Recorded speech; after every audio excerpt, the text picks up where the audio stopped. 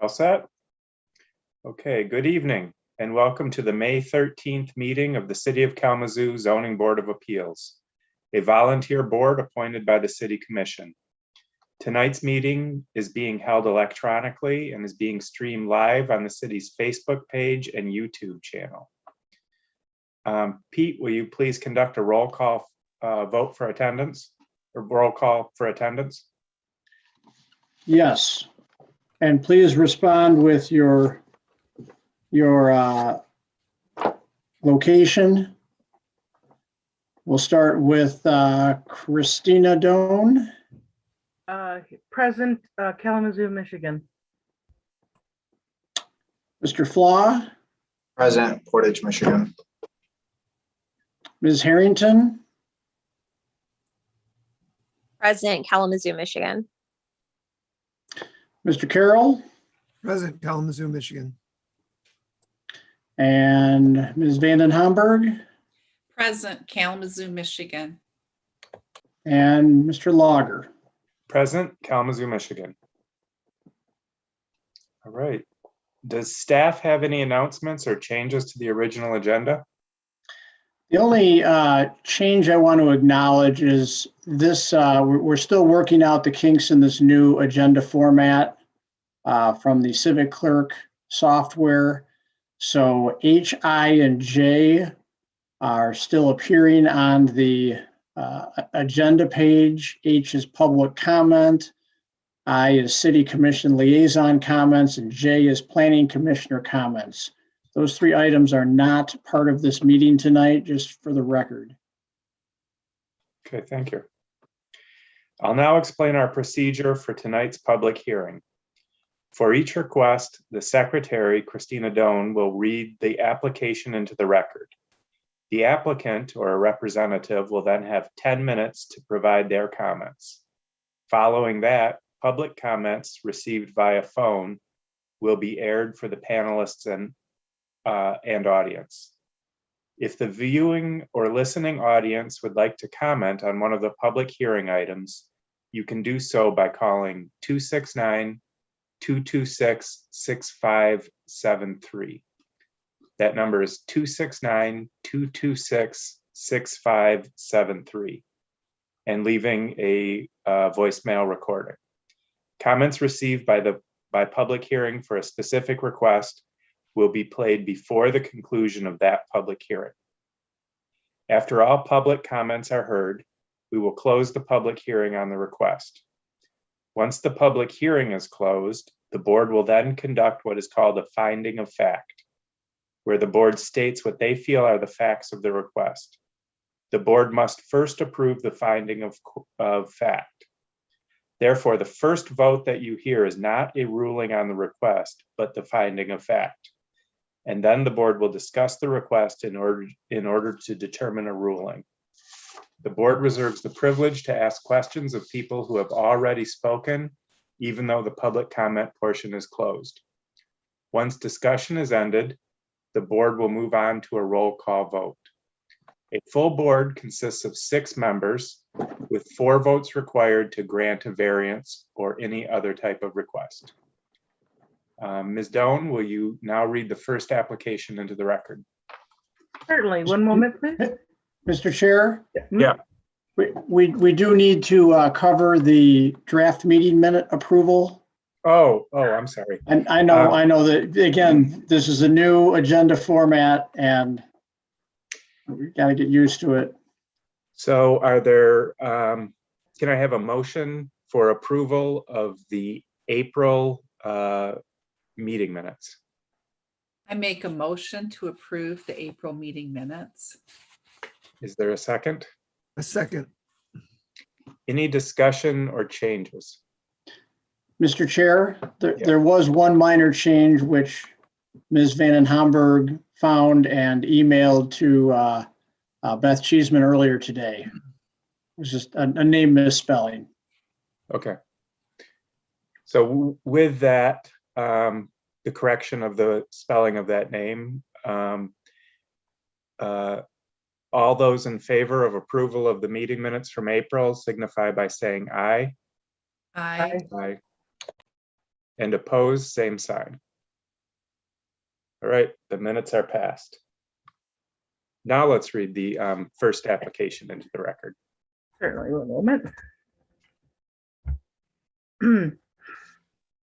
An application for a variance for provisions of the zoning ordinance have been filed with the Zoning Board of Appeals by Nicole and Greg Togson, owners of 2636 Brunson Boulevard, which is situated in Zone RS5 Residential Single Dwelling District.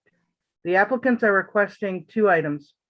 One, a dimensional variance from Chapter 6, Section 6.3A2 to authorize replacing a 7-foot tall fencing in the ordinance. And two, a dimensional variance from Chapter 6, Section 6.3A3B to authorize the new fencing to be 100% opaque, solid, no gaps between boards, like the existing fence where the zoning ordinance states front yard fencing must have a maximum of 75% opacity. Please note this request will not change the zoning classification of the property. This is a request for variance only regarding the items described above. Thank you. And applicants, this is your opportunity to present or explain anything about your case. All right, well, thanks for. Real quick before they start, who's doing the finding of fact on this? Beth, do you have finding of fact on this? Yes, I do. Perfect, thank you. There you go. All right, well, thank you. As was stated, the essentials of the property are that we are surrounded by road or frontage on all sides. We have property that has either road or alley on all aspects of the property. And essentially in the backyard, we have a pool and we have a privacy fence in place, and that fence needs repair and replacing. And since the purchase of the house, the zoning laws have changed such that frontage adjacent property needs to have a specific kind of fence, as was mentioned. And like I said, the specifics of our property are that essentially the previously determined backyard is now by frontage usage or by frontage zoning law is now considered front yard. And it creates a scenario where we can't actually have a privacy fence around our pool. We essentially have no backyard because there's frontage on what I would say is the front yard and the backyard because of the fact that we are surrounded by fence on all sides. That's the Not fence, we're surrounded by by streets. streets on all sides. That's the basics of it. So other homeowners who have pools or a backyard have the capacity to put up privacy fence based on current and the new zoning regulations. But with the changes that have happened since we purchased this house, those rules would be applied to us in, I would say, a way that makes our usage different than other homeowners with a backyard like this or with a pool. And if you have other thoughts. Yeah, I mean, essentially what's being referred to as front yard along Brunson Boulevard is indeed not the front yard of our property. We front Edgemore Avenue. There is no fencing along Edgemore Avenue, nor is there fencing along most of Brunson Boulevard. The privacy fence that currently exists really only includes what would be looking at the privacy or looking at the property considered a backyard space. I've looked at the pool fencing ordinances as well. And in order to comply with both pool fencing ordinance and the Kalamazoo fencing ordinance, we would have to have fence custom built because the kind of fence required with no more than 2-inch gaps in the vertical boards for pool fencing and still under 4 feet for frontage fencing isn't available at local stores. So we couldn't go to Lowe's and just buy fence panels to comply. We'd have to have it custom made by a fencing company. So just by virtue of this ordinance, it now means that if we're trying to comply with all of the rules, it's going to cost us quite a bit more to fence this area and follow the rules. And of course, the property, the way the lots are oriented, was from 1936, and the pool was put in at least 50 years ago. So all of those decisions predate this ordinance by quite a long stretch. think that's the basics, other than what's already indicated in the specific request. I would say, in addition, the reason that we're requiring that the one section of fence that runs along an alley be a little bit higher is because it does hide the pool mechanicals. The whole property sits on a hill. So even with the current privacy panel fencing, which is just standard panel fencing that can be found at Lowe's, so I believe it is 7 feet high, because of the way it sits on a hill, when we stand in the backyard, we can still see Brunson Boulevard. We see fully into all of our neighbors' yards. It's kind of a unique situation in that it doesn't, it really only provides property on the level of the yard where the pool is. Otherwise, it in effect functions like a 4-foot fence would. Where it does run along Brunson Boulevard, it is set back from the public sidewalk by on average 6 to 7 feet. So it's not like it's currently hugging up tight to the sidewalk. So we're essentially, and we're not requesting anything be changed about the footprint. It's just that in order to have this fence be in good repair, we're going to need to replace posts and panels, which makes it in essence a replacement fence and not simply a repair if we do it, all at one go. Good, thank you. Are there any questions? Yes, do you plan on basically replacing the same type of fence that you currently have? Yeah, I mean, the style that we have is, I think, what's referred to as a stockade style, because the vertical boards are narrower and all of the fencing people that we've talked to don't do that style. So it would be a little bit wider board with a dog-eared top. But yeah, same footprint, same style, just slight variation on how the vertical boards look. Gotcha. Okay, so the thickness of the board will be different, a little bit of the design. But for the most part, it will be the same size, same footprint. Yes. And when you purchased the house, that fence was already there. Yep. Okay, gotcha. And you guys purchased it like what, 2003? Yes. Yep. Okay, That's- gotcha. I think that's right. And Peter, or I guess staff, when did the zoning requirements change for this? So there was a significant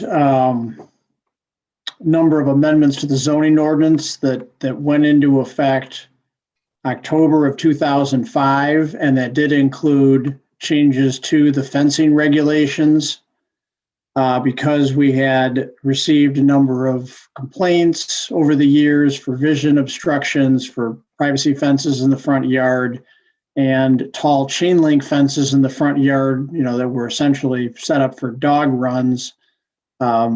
There was specific standards created for front yard fencing, limiting the height to 4 feet, requiring the gaps between boards, that opacity standard.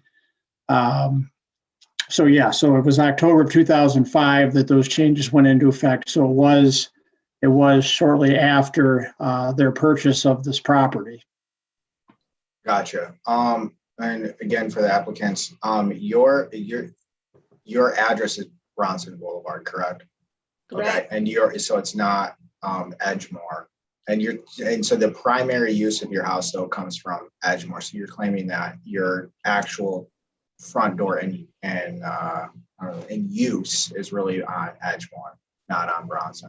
Correct. There is no access to the house or the yard from Brunson Boulevard. And currently on Brunson Boulevard, that's where that 6-foot fence is, that dilapidated fence is? Right. Okay. And I guess another question for staff, if they were to replace one board at a time over a series of 5 years, let's say, would that count as a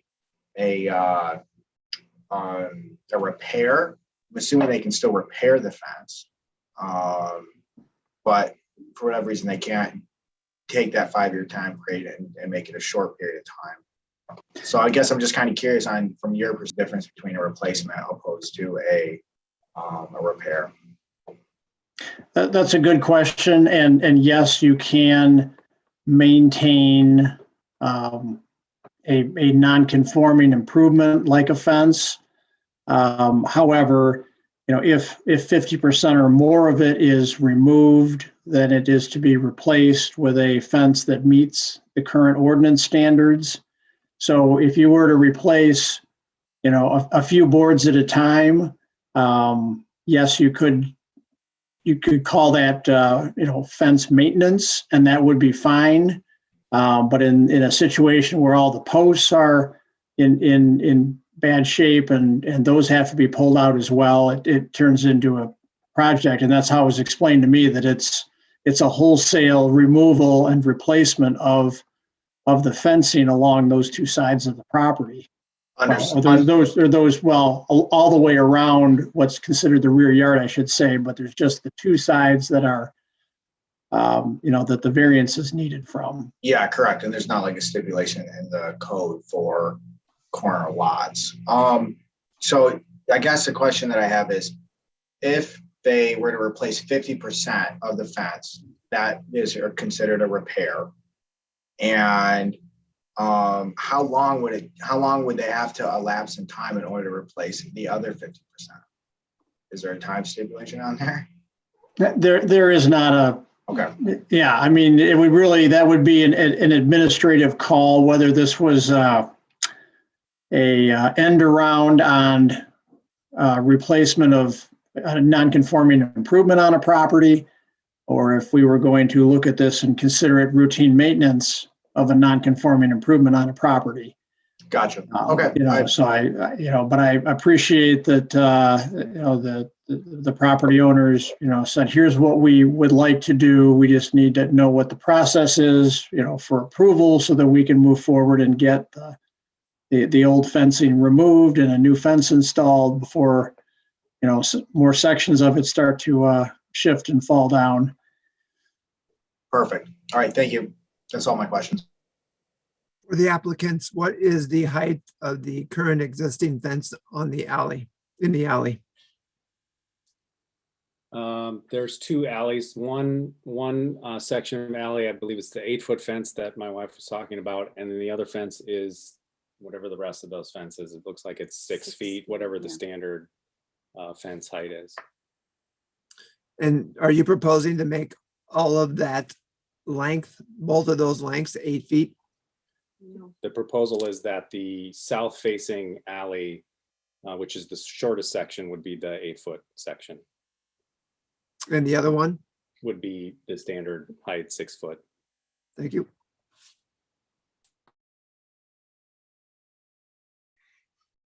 Before we open the public hearing, Pete, are there any other staff comments? Well, just for clarification, the way it's written up in the request is that it was a 7-foot fence along Brunson Boulevard. And it sounds like that may be 6 foot. So what we can do is just say, that the variance is, to replace the fence with, new fencing of the same height. That way, if it is only 6 feet tall, we're not giving permission tonight for a 7-foot fence. Okay. And I'll make sure to clarify that when we get to making the motion, but that would be a clean way to handle it. It sounds like there's some question mark about that height of the side fence. We know the end fence is about 8 feet, or is 8 feet, excuse me. The end fence being the south fence along that alley. Okay. Are there any public comments? No public comments at this time. All right. Well, let's move on to the motion on finding of fact.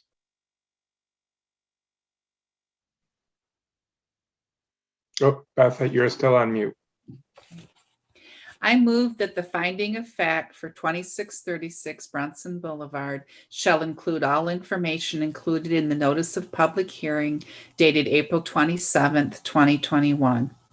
92 notices of public hearing were sent and 4 responses were received and are part of the record. A public hearing was held before the board and public comments were accepted.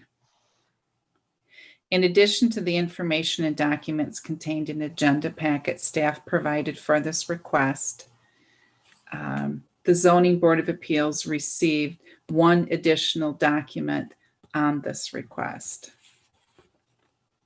The finding of facts shall include those documents just described and also the facts and comments made during the public hearing, which are summarized as follows. Applicants are surrounded by frontage on all sides of their property. Their concerns over safety with their pool. Applicants would also like to have the fence higher on the side by the alley to cover the pool mechanicals and assist with the vision line due to the hill.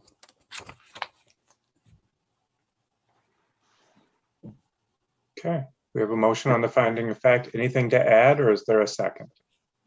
Second. Mr. Chair, just one clarification. I'm sorry if I missed it, but Beth, did you mention the correspondence received? Not specifically. Thank you, Pete. Yeah, we should acknowledge for the record, who, what was sent in and if they were in support or in opposition. Okay. All right. Thank you. There were 4 items. A letter of support from Ed and Mary Pollock of 2705 Brunson Boulevard. Letter of support from James Klein at 2904 Callender Court. A letter of support from Cynthia Owls from 2726 Duke Street, and additional information from the applicants. And that additional information was the review sheet that was sent in by the applicant. It was not with the original packet that was sent out. Thank you. Gotcha. With those additions, is there a second? Second. All right. All in favor of approval of the finding of fact signify by saying aye. Aye. Aye. And opposed, same sign. We have the finding of fact. Now we'll open it to discussion on the case itself.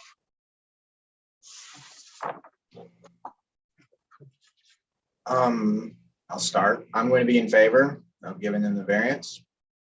Because I think, one, it makes sense based on what's currently there and the structure that they have, unless they want to jump through legal loopholes. They could technically do this, it sounds like, without having to come to the zoning board. And I just think that's an unnecessary, those are unnecessary hoops for them to jump through. So for the most part, it seems like it's within the design of what the ordinance was intending, which was to stop people from having, I use a crude term, ugly fencing in their front yard. That's not what they're doing. And there's going to be, other than having a new fence, there's going to be little physical change to what's there. The footprint's not changing. The height of the fence is changing. If it is, it's only by a foot. I'm seeing no negative impact, and none of the neighbors have indicated that they were concerned about it. So I will be in favor.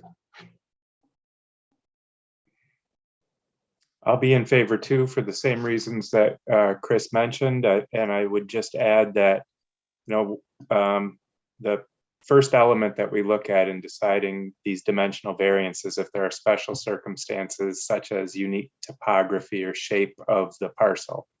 And this parcel absolutely has unique circumstances, being surrounded on all sides by a road, either a road or an alley in this case, and the orientation of the house not formally or obviously having sort of a frontage, especially on Brunson Boulevard there. So I'll be in favor. Mr. Chair? Yeah. So when the motion is made, we should do 2 separate motions, one for the fencing height and then one for the opacity, just in case there's any Absolutely. issue between the two. And then that first variance can just read to authorize replacing of the fencing in the front yard along Brunson Boulevard and fencing along the south alley with fencing of the same height. So we won't get into the specificity of And what what's it needs there. to be replaced with. Would someone make that motion? One moment.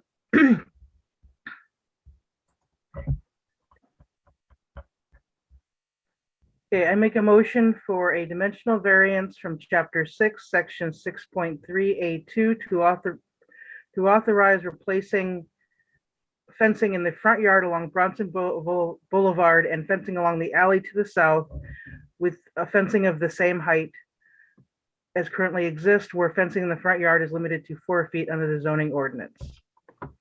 Is there a second? I will second. Right. Pete, can we do a roll call vote?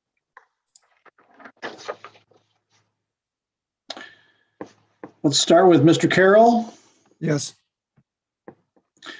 Vanden Hamburg, Yes. Flaw, Yes. Harrington, Yes. Doan, Yes. Lager. Yes. That motion passes. And for the second motion, Okay, one moment. I make a motion for a dimensional variance from chapter 6, section 6.3, A3B to authorize the new fencing be 100% opaque, solid, no gaps between boards like the existing fence, where the zoning ordinance states front yard fencing may have a maximum of 75% opacity. I second that. all right. Roll call vote, please. Carroll, Yes. Vanden Hamburg, Yes. Flaw, Yes. Harrington, Yes. Doan, Yes. Lager. Yes. All right, both of the variances are granted. Thank you.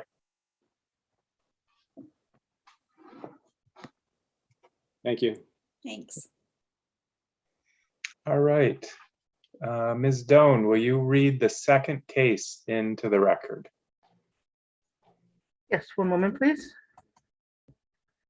An application for a variance for provisions of the zoning ordinance have been filed with the Zoning Board of Appeals by Thomas Minto for property at 1503 South Burdick, which is situated in Zone CN1 Commercial Neighborhood District. The applicant is requesting a use variance from Chapter 4, Section 4.2 Q3 to authorize 2 dwelling units on the ground floor level of the existing building where retail or other commercial floor space is required for the entire ground floor level in Zone CN1. Please note this request will not change the zoning classification of the property. This is a request for variance only regarding the item described above. Thank you. Thomas, it's your opportunity to present your case. Thank you, guys. My name is Thomas Minto and I reside at 219 West Walnut. Am I permitted to share my screen? I think it might help with a couple of pictures here. Yes, let me make sure we've got you set up to do that. Okay. Amanda, are you able to double check that? I just want to know real quick who's doing the finding of fact. I've got Jeff Carroll for finding of fact.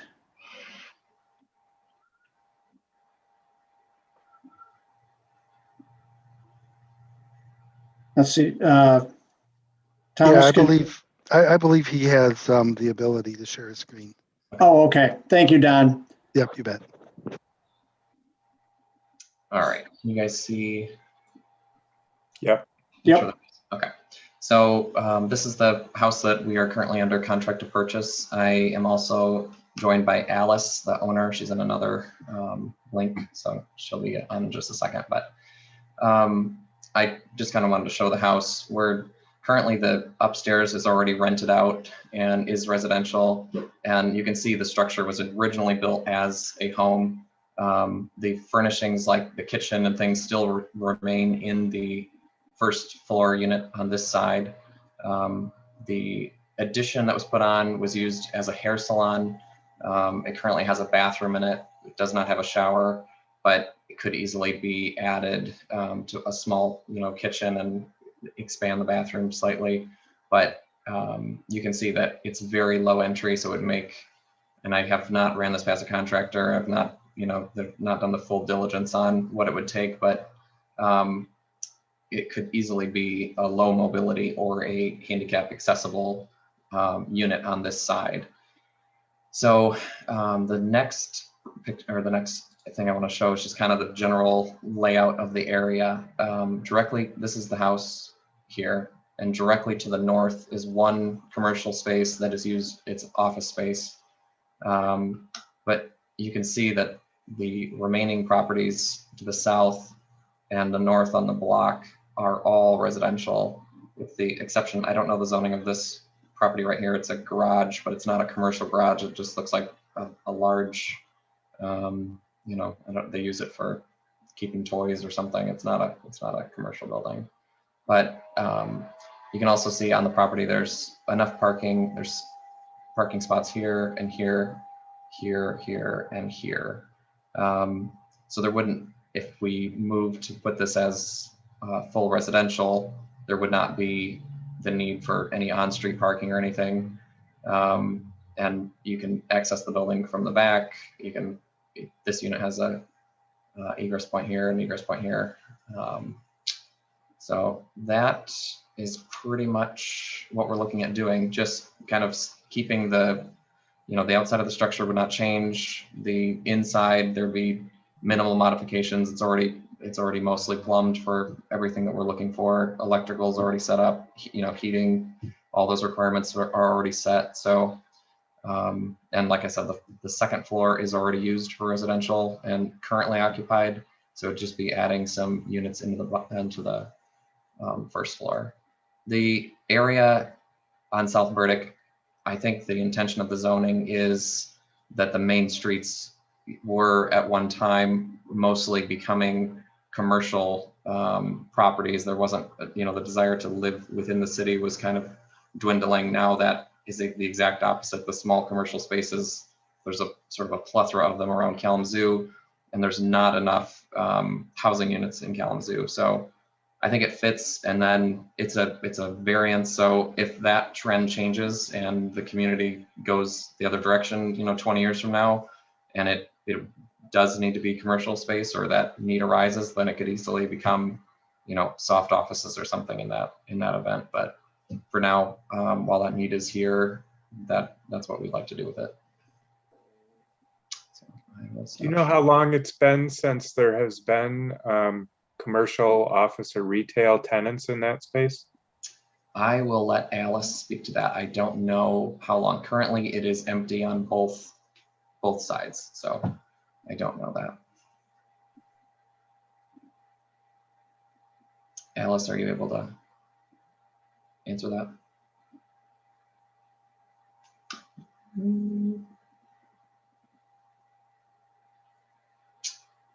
I don't know. Okay. I don't know. But it's currently empty, so. Okay.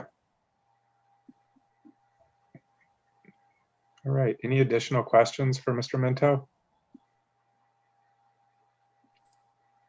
Most likely for Alice. How long has the owner been the owner? Oh, it's under contract. It's under contract, yes, currently. I think she has been the owner for upwards of 40 or more years. So, if I remember correctly from our conversations. Clifford Harwood purchased the building in 1983 for us to use for our medical billing company. We had planned that when we no longer needed it for our business, we would convert it to 2 more apartments. Unfortunately, I spent a year fighting 2 incurable cancers, and in February of the following year, Cliff died. Finally, I realized I would not be able to carry out our plans, so I put the building up for sale.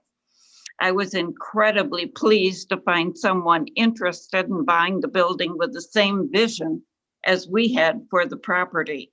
It took us years to clarify our plans, but Mr. Minto was able to see the same project much more rapidly. I found it amazing that our ideas were verified by someone who saw the same potential we had seen. Please grant this variance for this property. I look forward to seeing someone else carry out our dream.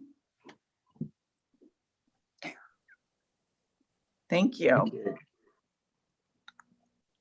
And I would just like to add, I'm Maureen Kelly with Berkshire Hathaway, and I have the listing. And so two things that are of interest with the showings that I had 14 showings, and there were only 2 that were interested in commercial possibilities. The rest were interested in residential. And we currently have very few residential listings in the city of Kalamazoo, 135 and for listings, and residential leases only 17, whereas commercial leases, there's 400 in the city of Kalamazoo and commercial sales 35. So we definitely have a higher need for the residential, and Thomas and his partner can provide that. Thank you. One other thing that would be of significance here is that I believe there's parking for about 7 cars or 7 vehicles in the parking lots and on Richard Street. So that will help with population control. Thank you.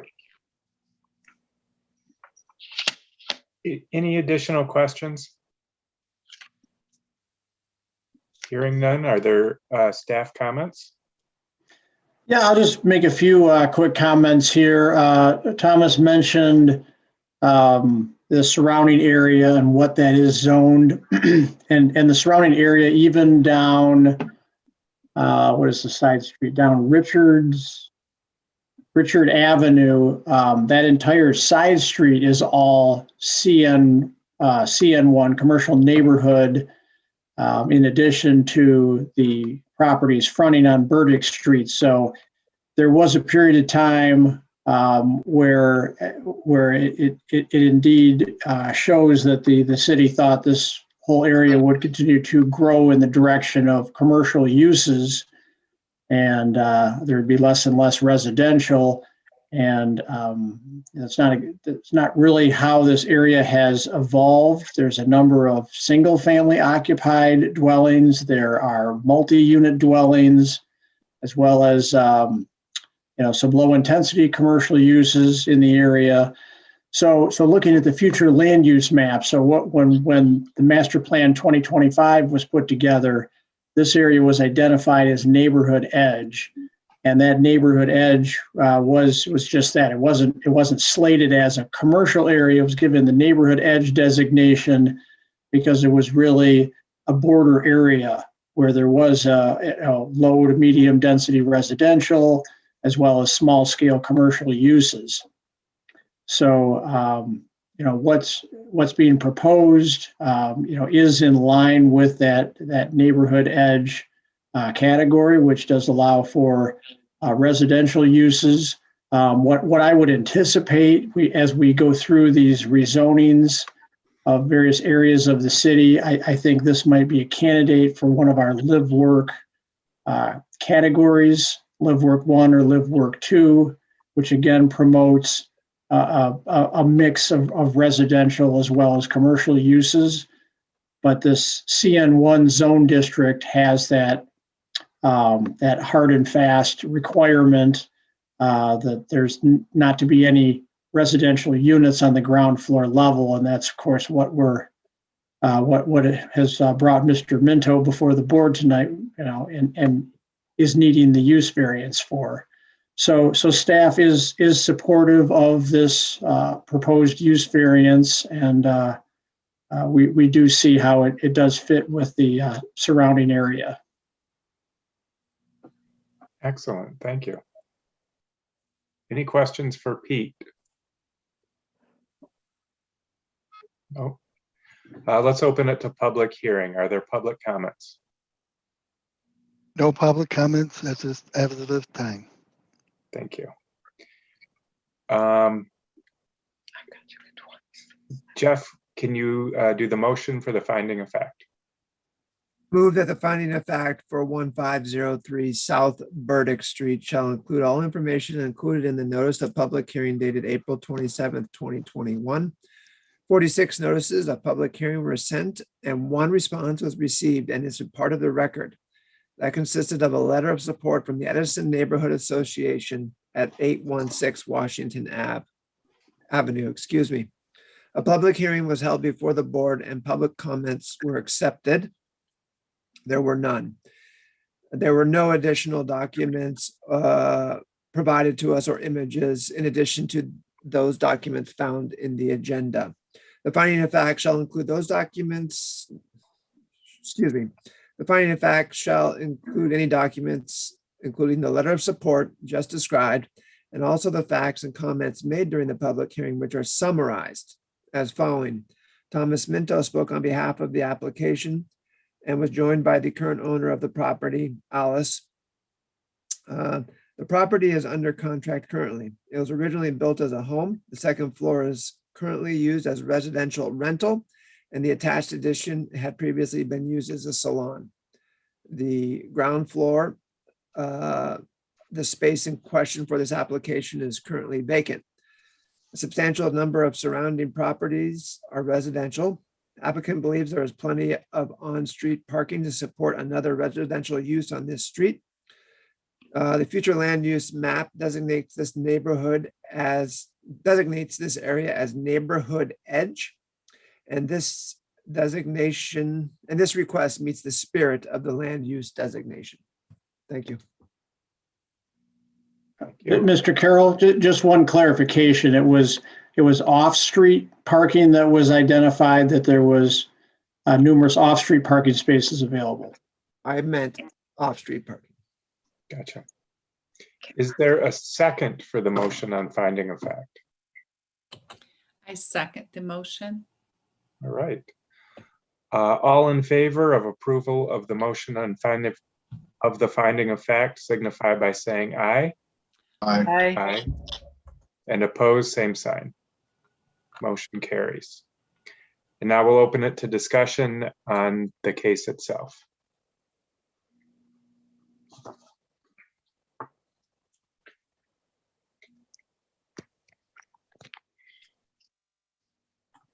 So in this case, I'm going to be in favor of approval of this variance. We've seen a number of these over the past couple of years, and this is in keeping with what we've seen, in which there's a commercial corridor whose commercial nature has, instead of increasing, somewhat declined, or it has sort of verged more into a residential usage in that area. And as sort of we heard some of the comments from the realtor representing this property, there's a high need now for residential in the community and a lower need for more commercial space. Also in this case, I think that it really is in keeping with the character of the area. Just down the street, there are 3 single family or maybe multi-family, but look like single family houses that are neighbors to this house. So I will be in favor.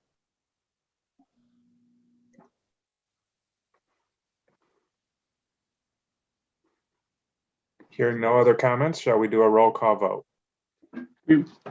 Mr. Chair, we need to put the motion on the table. Oh, did we not do that? I'm so sorry. Christina, will you do the motion? Of course. Excuse me. I make a motion to approve the use variance from Chapter 4, Section 4.2 Q3 to authorize 2 dwelling units on the ground floor of the existing building where retail or other commercial floor space is required for the entire ground floor level in Zone CN1. Thank you. Is there a second on the motion? I second the motion. Is there further discussion?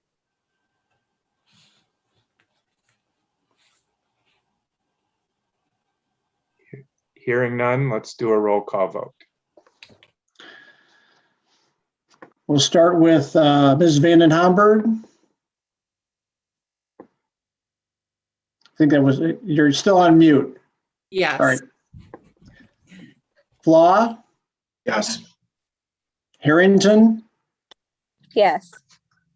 Doan, Yes. Carroll, Yes. Lager. Yes. The motion carries. Thank you. All right. Ms. Doan, will you read our third case of the evening into the record? Wait one moment, please. It's done. All right. It's a done do. It is. An application for a variance for provisions of the zoning ordinance has been filed with the Zoning Board of Appeals by Consumers Credit Union, owner of 3110 Oakland Drive, which is situated in Zone Commercial Neighborhood District and the National Features Protection Overlay.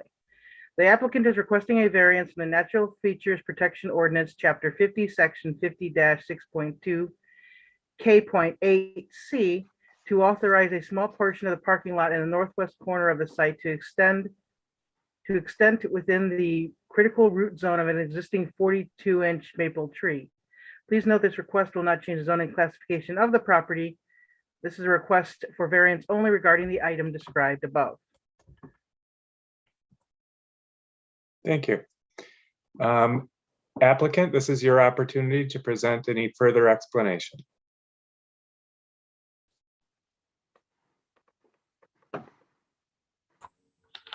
Okay, just a brief overview of the project. Consumers Credit Union has purchased the property at the corner of Parkview in Oakland. And what is currently being planned is a 2-story building that will be used for Consumers Credit Union purposes, as well as 2 lease spaces. And in addition to that, they are going to redevelop the existing Bacchus building by using part of the foundation to create a multi-tenant space. So that may include restaurants, retail space, office space. At this point, they're not 100% sure what will be in that space. So as a result, we have these 2 buildings and supporting parking lots, walkways, et cetera. And because of the high intensity of that use, we're concerned about the number of parking spaces. And as a result, we're requesting the dimensional variance in order to construct our parking lot, which will be a very small portion within the critical root zone of the existing 42-inch maple that we've discussed. Currently on the site, the paving, or what is remaining of the paving, does go beyond the area that we are proposing paving. So we are not actually asking for any additional encroachment within that critical root zone. We're actually going to decrease the amount of paving within that critical root zone. After discussing with the NFP board, I think it was 2 weeks ago, and seeing photos of the tree in question, it's not in good health at this point. So it's something that they were in support of even removing and not keeping, because it's just not a good tree. We know that as a result, we would have to replace with equivalent inches of trees. So we're not going to be taking anything away from that site. I think we would actually be adding to that site. So in a nutshell, that's what we're proposing, and that's what we're asking for. And I'll just put up some images of the tree area just to clarify what we're talking about here. So can everybody see that image? Yes. Okay. So this is the corner of the Bacchus building. You're looking at the south side of the building, and then where my cursor is, that's to the west of the building. This is the area this is the tree, and this is that area where the topography starts to drop off, extending down towards Woods Lake. So the pavement will go back to around the base of this tree, or near the base of this tree. And then I've got one other shot here. This is a close-up of the trunk of the tree. So it has branched off into several shoots. Some of the trunks have died off already. Other shoots are still alive, but it is, so it is a substantial tree, but it's parts of it are not in good health. Pete, this is Jamie. I'm not sure if I saw that second photo. Did anyone else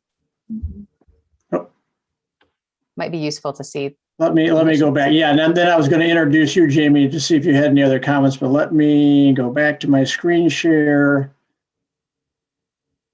Okay, can everybody see this close up of the tree? There it is. Yep. Okay. Thank you for pointing that out, Jamie.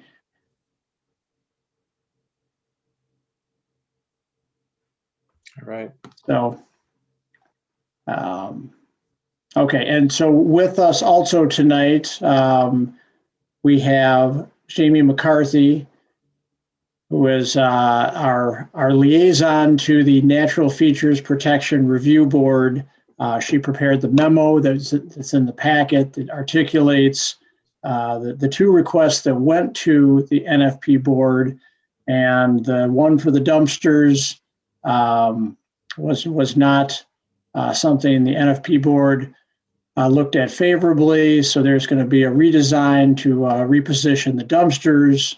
However, the pavement in the critical root zone was something that they did look a little more favorable at.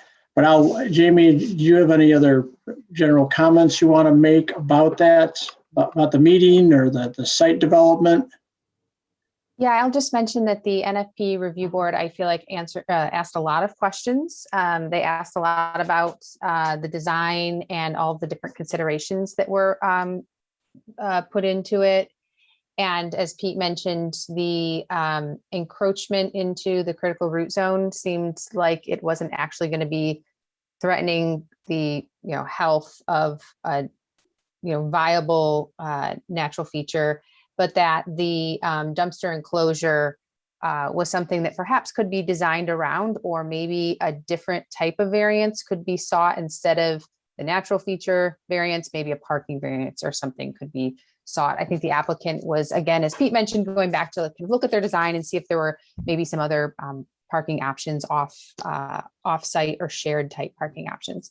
And I guess the only thing I wanted to share was two other pictures that I think show you a bit more about the condition of this area, which I think really helped give the board some context in their decision-making and the recommendation that you have in front of you tonight. You can see this area back behind, again, that Bacchus building. So now we're kind of facing the back corner of this building. And you can see here, this is the maple tree. The pavement and some concrete here already goes, pretty close up to the trunk of the tree. And as mentioned, this would be kind of pulled back. And I think this site's going to be really cleaned up and actually kind of improve the conditions back here. But you can see there's, it's very gravelly, poor soils. There's actually a lot of rubble and materials that have been dumped, and a lot of stormwater and erosion issues that have been here for quite some time.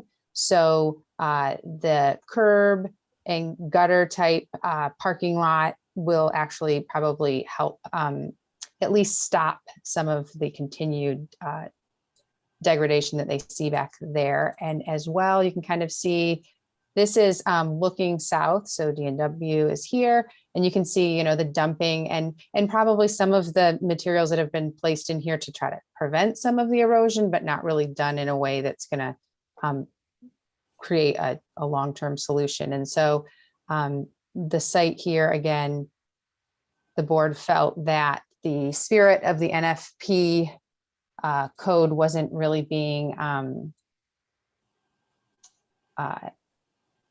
reduced here, that we're actually probably going to be seeing some improvement to the natural features on the site.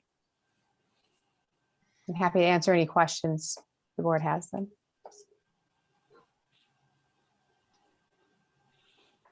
Thank you. Does anyone have any questions? I don't.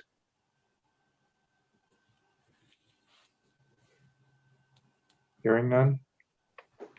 Thank you, Jamie, for that overview. Very good. Any additional staff comments, Pete? Can we just talk about the, so I think this is the second time we've had a variance recommendation from the Natural Features Protection. Can we just talk about that process? So when the Natural Features Protection Board makes a recommendation, it's my understanding that comes to the zoning board then for either granting or denial of the variance request based upon that recommendation. Correct. That, it becomes a two-step process to get the recommendation from the Natural Features Protection Review Board.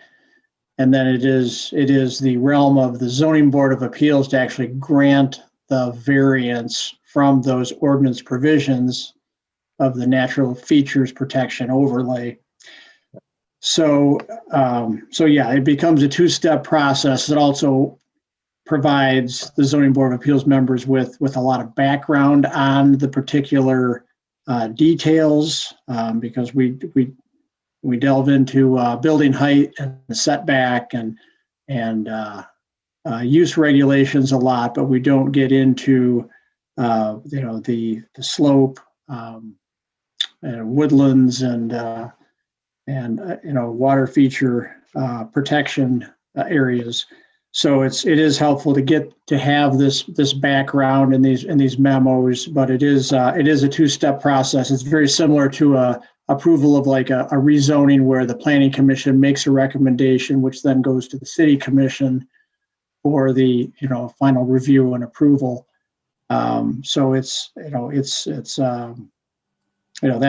the way it's structured. And because the Zoning Board of Appeals wields the power to grant actual variances from ordinance provisions, they have the final say.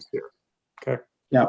But this is a project that, just to give some background quickly on the project, Consumers Credit Union has been working diligently to come up with a multi-tenant development project for this corner. And you can see by the site plan that's been included with the packet that there's actually like a pedestrian space, or is a pedestrian space on the corner of Oakland Drive and Parkview Avenue. That corner was a former dry cleaners. It's been held by the city for years. And, the city was, wanting to see some sort of a pedestrian amenity, something that would be a feature for the community, not just, selling that corner lot for more parking spaces. And Consumers Credit Union really embraced that idea. And so there will be that pedestrian plaza there. There will be two buildings on the site. So it's not just, one building that houses the credit union. There's going to be some restaurant space, some retail space, as well as the credit union on the property, and some residential units, as I pointed out in the staff report. So it's really a dynamic project that's going to really change the look of that corner. Good. And let me know if there's any questions from the board. Thank you. I'm struggling with so help me please. Y'all know I'm still new, but I'm struggling with the idea that the degradation of the property because of the lack of stewardship for the natural features and the accompanying degradation of this land and the erosion and all the different layers of, the property not being stewarded, the natural features not being stewarded, that being the justification for the development to be like a pedestrian friendly space. Or I'm curious about, I'm unclear about that being the justification, because you want to develop it into a pedestrian friendly space. We're utilizing that as a rationale because the environment surround the natural features are like degrading because they've not been stewarded. I don't get it. I'm unclear about that. Can staff please, specifically Jamie, could you clarify, please? Yeah, it might help to talk about a little bit of the perspective, or I guess the conclusions that the NFP review board came to. So they looked at this site and said, yes, it needs work. This area in particular at the, I'd say the back, but it's sort of the, I guess you'd say northwest corner. This tree has kind of survived in this state in poor condition, and that they would allow the new paving to go in because they think it would actually bring it up to a better condition. So they feel like the proposed work isn't going to harm the tree anymore, that it would actually probably be a bit more protective to the tree. And then there was also talk during their meeting that they'd like to see as part of the site plan approval, which would come, next after a variance is either approved or denied, but that a final site plan that they would like to be able to see and then approve would have a better treatment of this area, right? It would be maybe some regrading, there'd be some, replanting, some sort of, cover. So I think it feels like those are separate, but this is just, that will come with the NFP review and approval of the site plan, but just before they can get there, they needed to seek this variance to know if they can put the parking lot this close to this tree. And the board had said, we feel like putting a parking lot this close to this tree, since there already is existing paving, isn't actually threatening the natural features any more than the condition's been for a long time. And that this tree isn't, in particular, it's not, it's probably kind of, I think they felt like it was probably kind of dead or diseased or kind of dying. Like it's a larger tree, it's kind of at its lifespan. And so there wouldn't be a lot of protection going on if, they changed around the whole site plan to protect this one tree. It's looks like it's kind of at the latter stages of its lifespan. And I just want to add to what Jamie said, Remy and all the board members, when you look at that site and those images that Jamie showed earlier showing the drop off just past the trunk of this tree going down towards Woods Lake, that area back there is not going to be altered. It's just, it's just the level area up by the building that is where the redevelopment is occurring. So, so there won't be any pushing of this development closer to Woods Lake per se. It's, I guess what's already been degraded is what's being redeveloped. It's not intruding any further into the woodland area or down that slope closer to Woods Lake. Does that help answer another one of the concerns? I think so, but consumers, I'm gonna be annoyed if y'all kill that tree. I'm just saying, I'm not gonna like that. One of the questions I have is that it feels a little cart before the horse. And we're not the site planning, and that's not our purview, and it's not my expertise. But we started with, we don't know what that other building is going to be. We're going to use some of the foundation. We don't know if we're going to use all of it. I'm putting some words in your mouth, but we don't know what the use is going to be. So we don't know what the demand for parking and thereby site plan needs are. I would guess if we don't know what the use is, how do we plan the parking lot already? And then the concern I have is the way this application, that the formal way it's written, seems a little vague compared to the way we normally do this. Usually it indicates exactly what the language is the variance is going against. And I need to know what the definition of small portion is. Because if we grant a small portion, then how many feet is a small portion? And then I just don't understand a small portion. Okay, good questions. So let me start with the parking one. So there was some delineation as far as the type of uses that are planned for these buildings, and the parking calculations are not that wildly different between the the retail uses, which would be the credit union and the other retail spaces, and the restaurant space proposed for the parking lot. So let's say that they get a user in there that wants more than one tenant space, and it's all going to be for restaurant, which is a slightly larger off-street parking requirement. So if there was some sort of change in the, to the floor plan and the type of uses, these commercial zones allow for the use of shared parking, or shall I say dedicated parking, that is not on the subject property, but is located within 600 feet. So there's always the ability to have auxiliary parking that is designated for this development. Just as an example, let's just say the D&W says, well, we've got underutilized spaces. Why don't your employees park over here at the D&W site? We'll designate so many spaces for your use.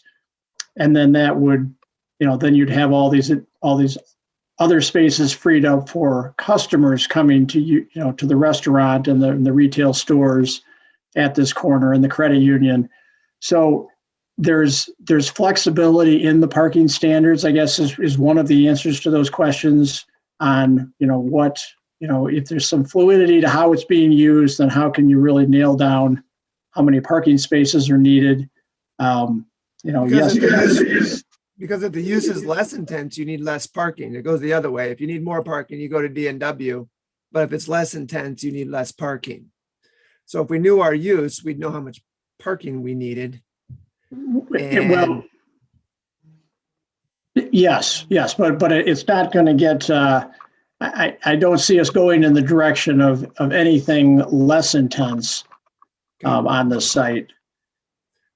Don't get me wrong. I'm not too worried about this tree. I'm worried about all the stuff that's happening to the lake, all the runoff that goes into the lake. And I'm sure site planning is taking care of the water runoff. But I'm a no vote if there's no definition of small portion. Okay, and let me address that. So as Jamie had mentioned, when showing some of those images, it showed where there's existing pavement near the base of the tree, and the area that would, the new pavement going in wouldn't be any closer to the trunk of the tree. So that was really, Jamie, I don't know if I'm saying that quite right as far as the. Do you mind if I share my screen again? And yes, Jeff, please do. I appreciate this comment, and I think in the future, we can try to address this so we're being much more specific. And I think also it helps with a variance, or even, I guess in this case, a variance, that when we get passed and approved through site plan, and then we actually have inspectors on the site, it'll help them be able to make sure that they're all interpreting a small portion the same way. So here you can see, and this is where I don't have a scale on here, but I can provide the square footage here. And especially, like I said, in future applications, we'll go ahead and make sure we're being a lot more descriptive of exactly where that variance is allowed to take place.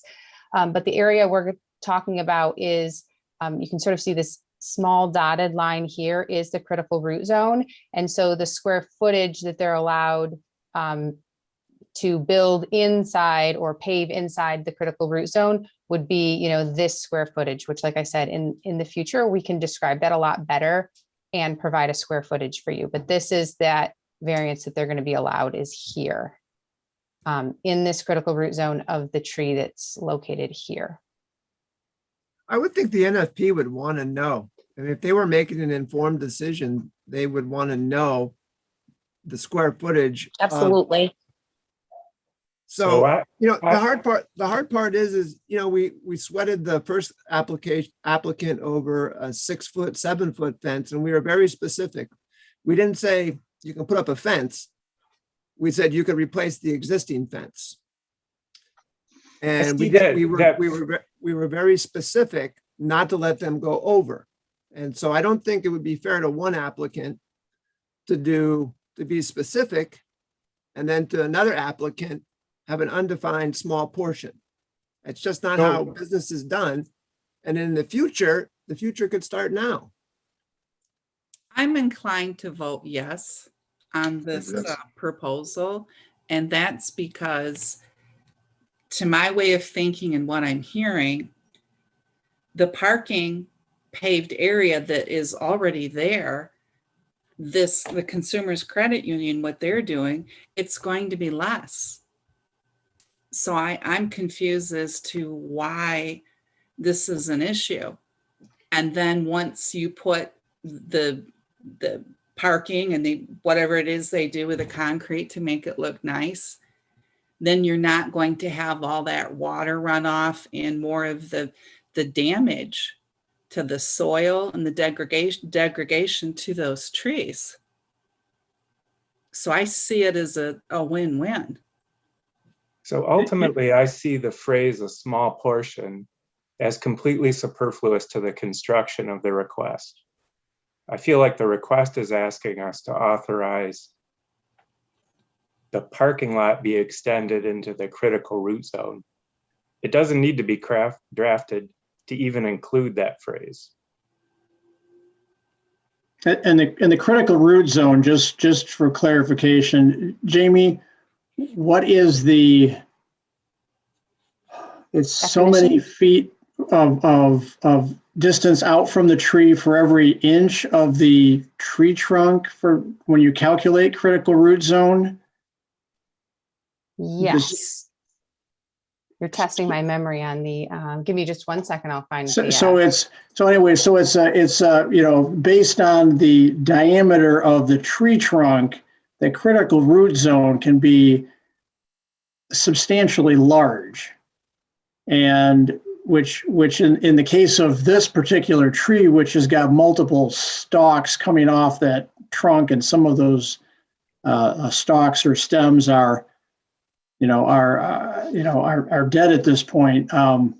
It's a unique thing, but that's where we get into, Jamie, did you find that? I did. So applicants are to calculate the critical root zone of a protected tree by using the diameter of the tree trunk at breast height and measuring outward from the outside of the tree trunk. It's 18 inches for every 1 inch of tree diameter. So if it was a 10-inch tree, the critical root zone would be 180 inches around that tree radius. So there is a formula created to determine the critical root zone. And then you take the formula and then you take, I hate to, all I'm saying is this should have been buttoned up a little bit better, in my opinion, because I don't like approving small portions. I've never approved as a ZBA member a small portion. And so if there's a formula, we should have been able to calculate how far into that we want to go. That should have been the request. We want to go 6 inches, 10 feet, 10 square feet. I don't know. And I'm inclined, I want the project to happen too. And I'm not too concerned personally about the tree because I think it's being degraded by the poor parking lot. I'm a little taken back by the assumption closed that's happening here. And you can all vote yes. Cool. I'm going to vote no because I don't like small portion. I'm kind of worried. Now, let me ask this question. Does the parking lot currently go right up to the tree now?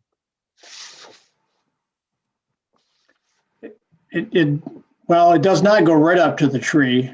Jamie had a picture of that as well. It looked like it was kind of broken up. So what happens if they go further? Wouldn't the NFP be concerned if the parking lot went a medium portion and they went further? Then I don't know. Anyway, I'll stop. I'm sorry to beat a dead horse. Move on. No, I appreciate what you're saying because there's no clarification on exactly what a small portion means, which is what. Well, and I thought we had provided enough detail in the packet. So we referenced the section of the NFP standards in Chapter 50, the specific section talking about the critical root zone.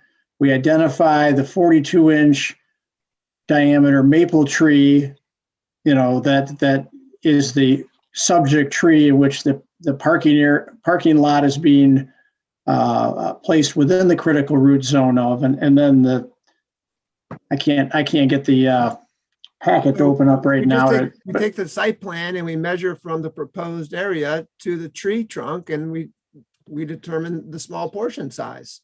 That's what we do. So yes, we in the future, we can be more specific in words, but the packet is supposed to be a combination of the reports as well as the diagrams and layouts submitted that help us understand this. Peter, is there any way so that Nicholas has a question? Nicholas, did you have something you wanted to add? Yeah, I just want to fill you in a little bit on, and I'm the applicant here, what the process was here. We had originally submitted this for site plan. You had to go to the NFP board. As part of the NFP board, they said, hey, you need to get a variance for these things. Originally, we asked for 2 variances. One was a slope setback to put our dumpster in, and the other was the critical root zone for the tree. When we talked to Pete and we determined, hey, we're not going to put the dumpster in the slope setback, but we'd like to ask for a variance for the critical root zone, but that still wasn't defined. And Tammy can fill in a little bit here too, because I wasn't on the NFP meeting about the discussion of the 42-inch tree. But we had talked about possibly moving the dumpster over in that corner, kind of where the critical root zone is, to put it there instead, just to keep it out of the slope setback. So that's why that area hasn't truly been defined yet, because we don't know, one, where that stuff's going to be allowed for the site plan and what the NFP would say about that. So it's kind of like chicken and egg. Like, I understand the process that you guys have to go through because we do this all the time, but to not know, it's like, we got to have this approval before we can go to the next step, but we can't go to the next step until we do something further down the road. So that's what I'm trying to, does that make sense? Not for us, not for me, but yes, you do make sense. I'm still not understanding why this is an issue because, and I respect what you're saying, Jeff, about small portion. It's less than the parking lot that's already there. That's what they're saying. Why is they're saying? What's the likelihood of the site plan changing after we give this variance? Or if we do give this variance, what's the likelihood of the site plan changing? Of course, all the site plans, not this specific thing, but there's changes all the time. I just think you should have came to the board with specifics. That's all I'm saying. Well, I think that it's, I mean, I'm making an analysis based on the information that was provided in the packet, and then the nebulous, concept of a small portion. It's because the tree is not being prioritized, and I don't get why the Natural Features Protection Board is not prioritizing the tree if that's what the function is to protect the natural features. Like, that's the body that's supposed to advocate on behalf of the natural features protection. And so I'm not understanding why now all of a sudden, if we approve the variance, then we are going to steward that's going to be, the tree is going to be compensated for. The tree is not going to be compensated for because we use that very nebulous language so that we could do whatever we wanted to do. So we didn't have to take into consideration the critical root zone or I feel like there's something that just, I don't like it just feels underhanded, and I don't like that. And it just feels like it's in opposition to the integrity of the natural features protection. I don't like it. Mr. Chair, Yeah. may I just add, so in the packet on the site plan layout, there is a clearly defined circle around this 42-inch tree. And that is the critical root zone area delineated. So this isn't as nebulous. I know what you're saying about the way the staff, the way the variance is worded and the comments in the staff report, but it is on the plan. It's a known quantity, It's known, it where can be this critical calculated. root zone calculation extends to, so you can see that in relation to the rest of the site. If it's known, it can be calculated. Mhm. We can be given the square footage. Right? That area that's gray and red can be quantified. Yes, it can be quantified. Why is it not? So Right. I understand what you're saying, but so, but in this situation where we're admitting what we will get the specifics, for future variances from the NFP standards that come before you, is it going to make that difference if we were to table this application tonight and then come back next month with measurements and square footages? Would that really makes sense to me, because that's what protects the community and the natural features. Because once we put a number on it, just like we put a number on the first application today, we said you cannot go higher than where you were. So we held them to a standard, a number. We didn't say you can put up a fence. We don't care how high it is. Oh, it's going to be smaller. We'll take your word for it. I just don't get it. I agree with that. And we're not going to be convinced until we ain't got no oxygen. So this is important. This is an important situation. We've declared a climate crisis, and we know the trees scientifically, like, they produce oxygen. So it's a big deal to me, and to all of us, I'm sure. Like, we all want to breathe. I don't think it's a minor issue at all. So, and these are all very valid points. I mean, just, if you look at the situation and look at the board that this already went through, the Natural Features Protection Review Board, that group of individuals was specifically chosen because of their background in vegetation and their, I don't even know what you call the, I know some of them have degrees in landscaping and so forth, but anyways, they understand, that the pavement over the roots is not detrimental as long as it's not all of the root structure being paved over. If they're so And good, then put a number on it. And not only that,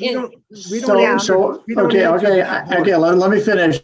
So first of all, that board has the expertise to make a solid call on whether this is a safe variance to grant that's not going to prematurely end the life of that tree. Secondly, this development is going to bring about stormwater management and containment that this site hasn't had in decades. There's so much runoff that goes down that hill towards Woods Lake that's now going to be contained on site, put into a catch basin.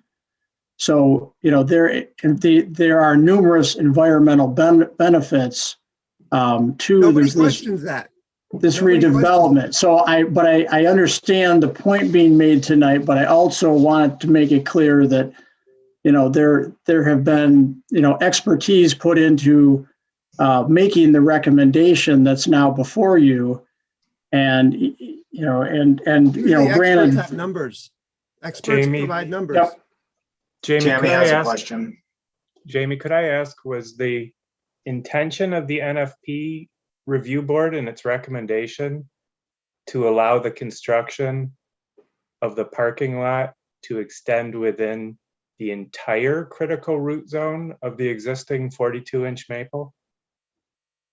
The intention was that they were recommending a variance the way that the drawing was drawn, so that there is an actual dimension. And when they approve a site plan or make a recommendation,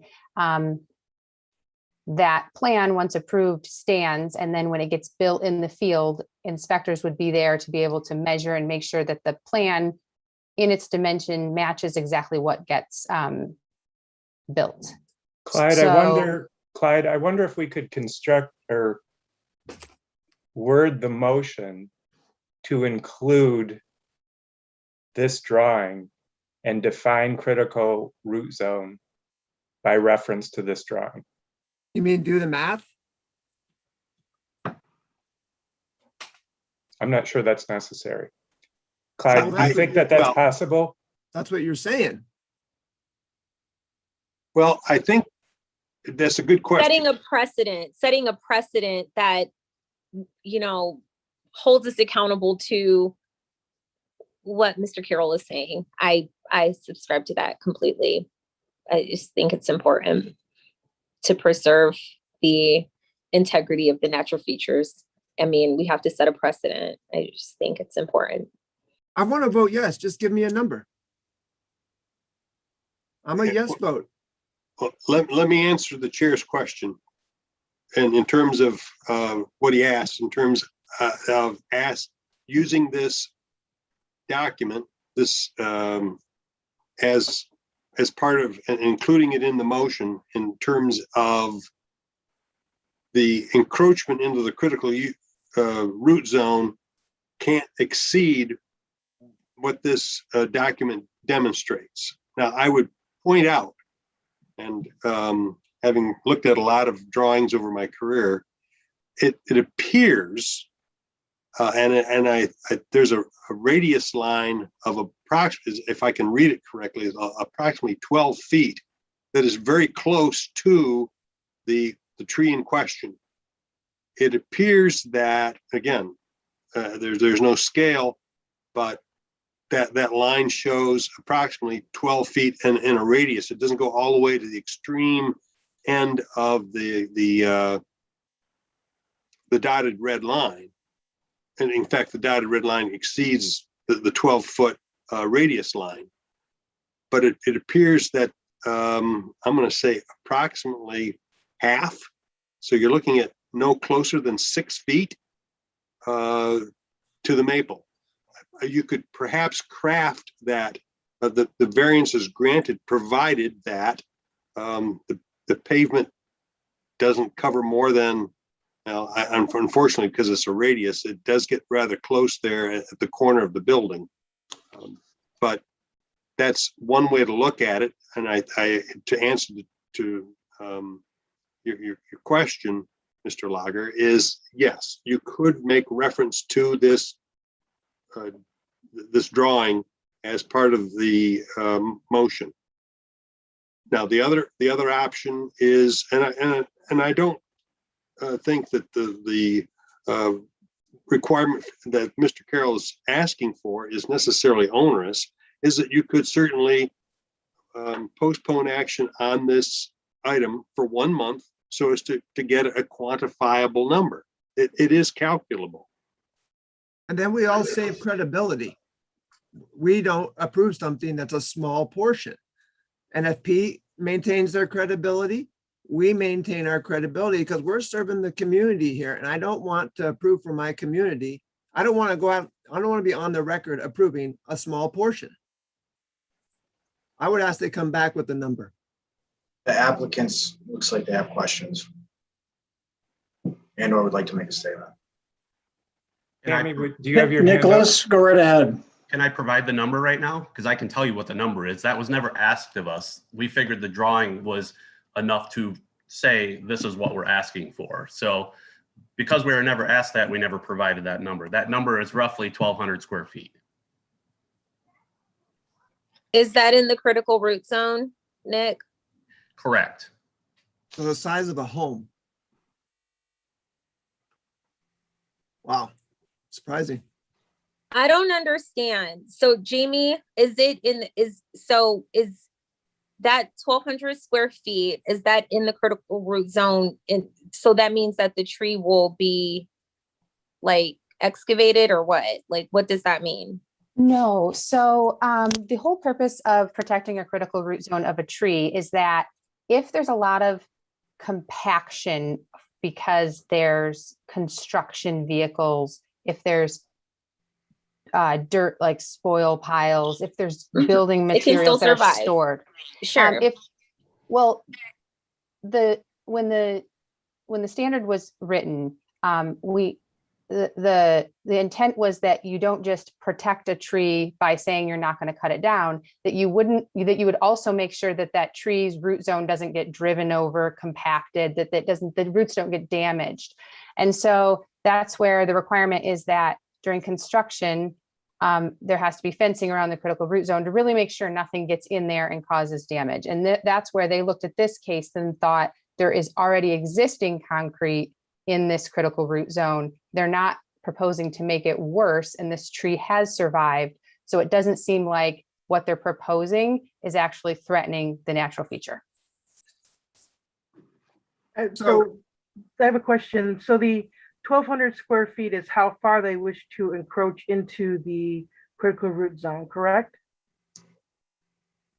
That is correct, but currently, and I can give you a number here, you just have to give me a minute. I can tell you how much the current state already encroaches upon that to give you a difference, if that would help. Yes, please. Okay, give me like 2 minutes. I got to open the drawing, so. Thank you.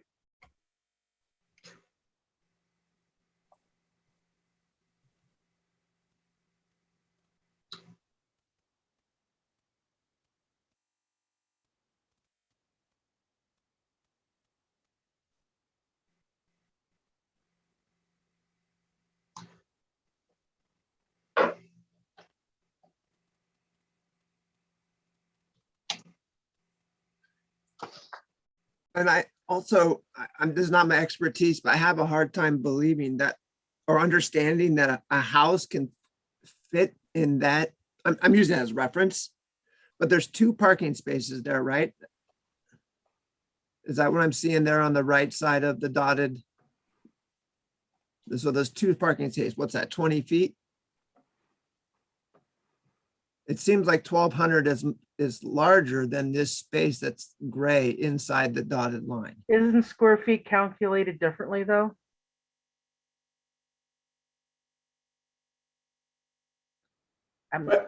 Well, Jeff, would it be easier to establish a minimum distance as far as the from the trunk of the tree to the edge of the pavement and put that in the motion tonight? Would I'm not the applicant. They should, I mean, would that provide you some safeguard? Because obviously, you know, the side towards the building is the closest point of the parking lot to the tree trunk. And if that is, let's just say that distance is 5 feet, then we just put that in the motion that the pavement can't be within any closer than 5 feet from the base of the tree. yeah, I mean, with that, I'm trying to like come up with a standard that makes sense to build into the motion to add that, add what's being looked for here. yeah, I mean, again, I don't want, you know, I don't want to put words in their mouths, whatever they are requesting, other than small portion, let them say the square feet or how far, like you said, whatever they want to say, we'll vote on it. Well, and staff is responsible for the small portion language. We'll take the heat for that. You know, I was putting together the write-up in conjunction with all the maps and diagrams and so forth, and thought that was you know, that covered it.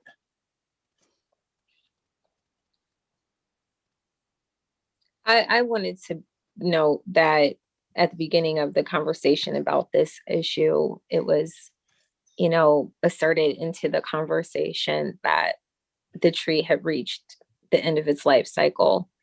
And I interpreted that to mean that, coupled with the concept of a small portion, that the tree and the critical root zone were not being taken into consideration. So I understand completely that there's not any additional encroaching upon this critical root zone with any additional, you know, compaction of asphalt or concrete or whatever else you're going to be using for this paved area.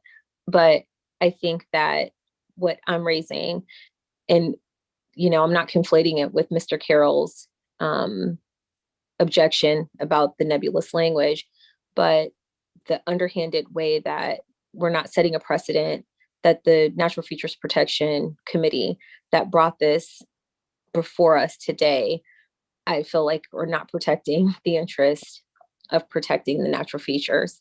And that's problematic for me. no matter how much background they have. I think there was an assertion, like I said, made about the lifespan of the tree that felt really interesting in terms of interjecting that into this part of the conversation.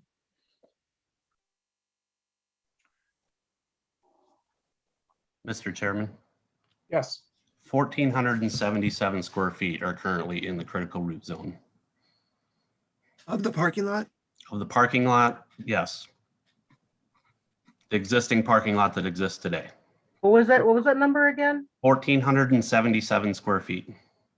So currently, the parking lot extends and covers 1,477 feet of the critical root zone of this tree. Correct. And you're requesting a variance, and that's what the recommendation from the NFP board was, that the parking be allowed to cover 1,200 square feet of the critical root zone. Correct. Oh, Is that let's vote. Is that clear enough for you, Jeff? Does that Yeah. clarify the ambiguity? Yeah. Okay. All right, let's, are there any further questions for staff before we move on to public comment? Could you repeat the last two numbers that you said? So currently the parking lot extends and covers 1,477 square feet of the critical root zone. The applicant would like the parking lot to cover no more than 1,200 square feet of the critical root zone.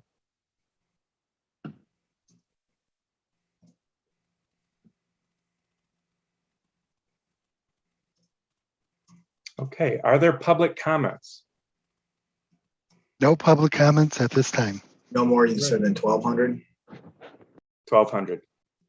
Yeah. When we get to the motion, we'll make sure that we state that motion, and then we'll ask someone to make it, and then we'll ask someone to second it. But let's get through the finding of fact. Mr. Flaw, are you doing the motion on? I am doing the finding of fact. Thank you. I move that the finding of fact for 3110 Oakland Drive shall include all information included in the notice of public hearing dated April 27th, 2021. 31 notices of public hearing were sent and 0 responses were received. The public hearing was held before a board and public comments were accepted. In addition to the information that documents contained in the agenda packet staff provided for the request, the Zoning Board of Appeals requested additional documents on the request, including none to follow. The finding of fact shall include those documents just described and also the facts and comments made during the public hearing, which are summarized as follows. The NFP liaison, Tammy, staff. Oh, sorry, the applicant. I'm sorry, the applicant.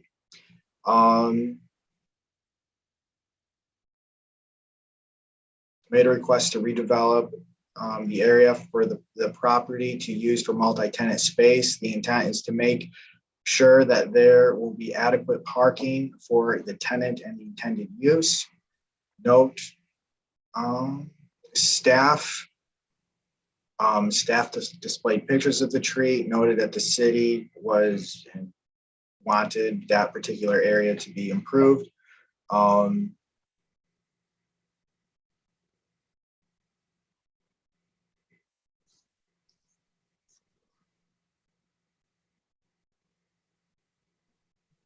Jamie, how do you pronounce your last name? McCarthy? McCarthy. Yeah, Jamie McCarthy, NFP liaison. The encroachment into the critical root zone will not be problematic to the tree. The site will be cleaned up and the parking lot may help the erosion. However, NFP is not in support of another variance request for the dumpster. The possible work may not harm the tree. It may even improve, it may even help the tree. Jeff Carroll asked for clarification on small portion. Nicholas provided the exact amount of the encroachment to the critical root zone. Applicant would like to request parking lot to cover no more than 1,200 square feet of critical root zone. Thank you. Is there a second on that motion? I second that motion. All in favor signify by saying aye. Aye. Aye. Aye. And opposed, same sign. All right, the motion carries. Now, I will try to state the motion, and if I've stated it correctly, will someone then make that motion? The motion shall be for the granting of a variance from the Natural Features Protection Ordinance, Chapter 50, Section 50-6.2 K.8C, to authorize that not more than 1,200 square feet of the parking lot in the northwest corner of the site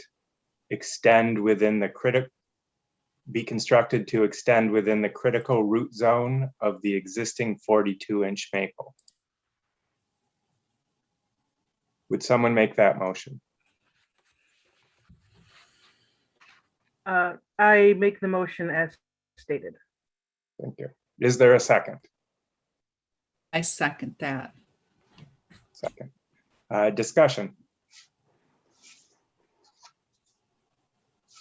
I'm in favor of the clarification and with the recommendations of the NFP board and the fact that the area is already dilapidated and the runoff. The current condition of the property does not benefit the geographic landscape, nor does it benefit the natural features. So I see this as a win-win for everyone, and we are reducing the amount of impervious soil and the impact on the critical root zone of the tree. So I see this as benefiting everything, including the tree. And so that's why I'll be in favor.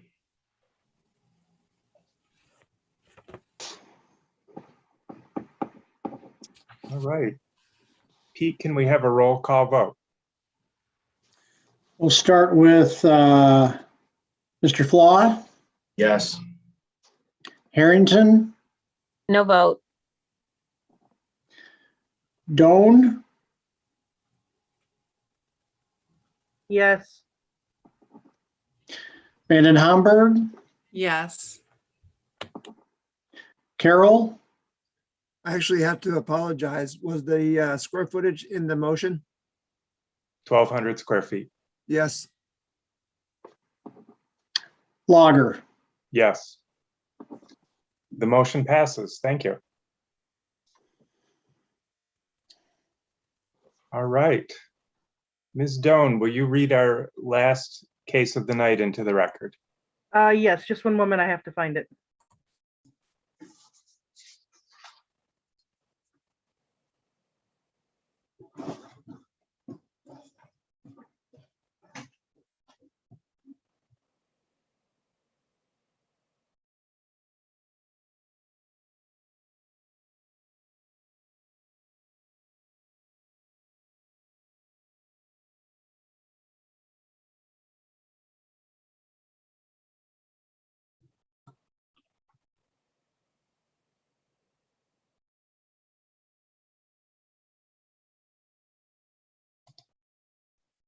All right, I have it. All right. An application for a variance for provisions of the zoning ordinance has been filed with the Zoning Board of Appeals by Plaza Corp Realty Advisors, owners of the property at 225 Parsons Street, which is situated in Zone LW2, Live Work 2 District. The applicant is requesting a dimensional variance from Chapter 50-5.6 C2 of 2 stories to authorize the construction of a 5-story hotel directly north of the former Gibson Guitar Factory, where 3 stories is the maximum height permitted for the Live Work District number 2.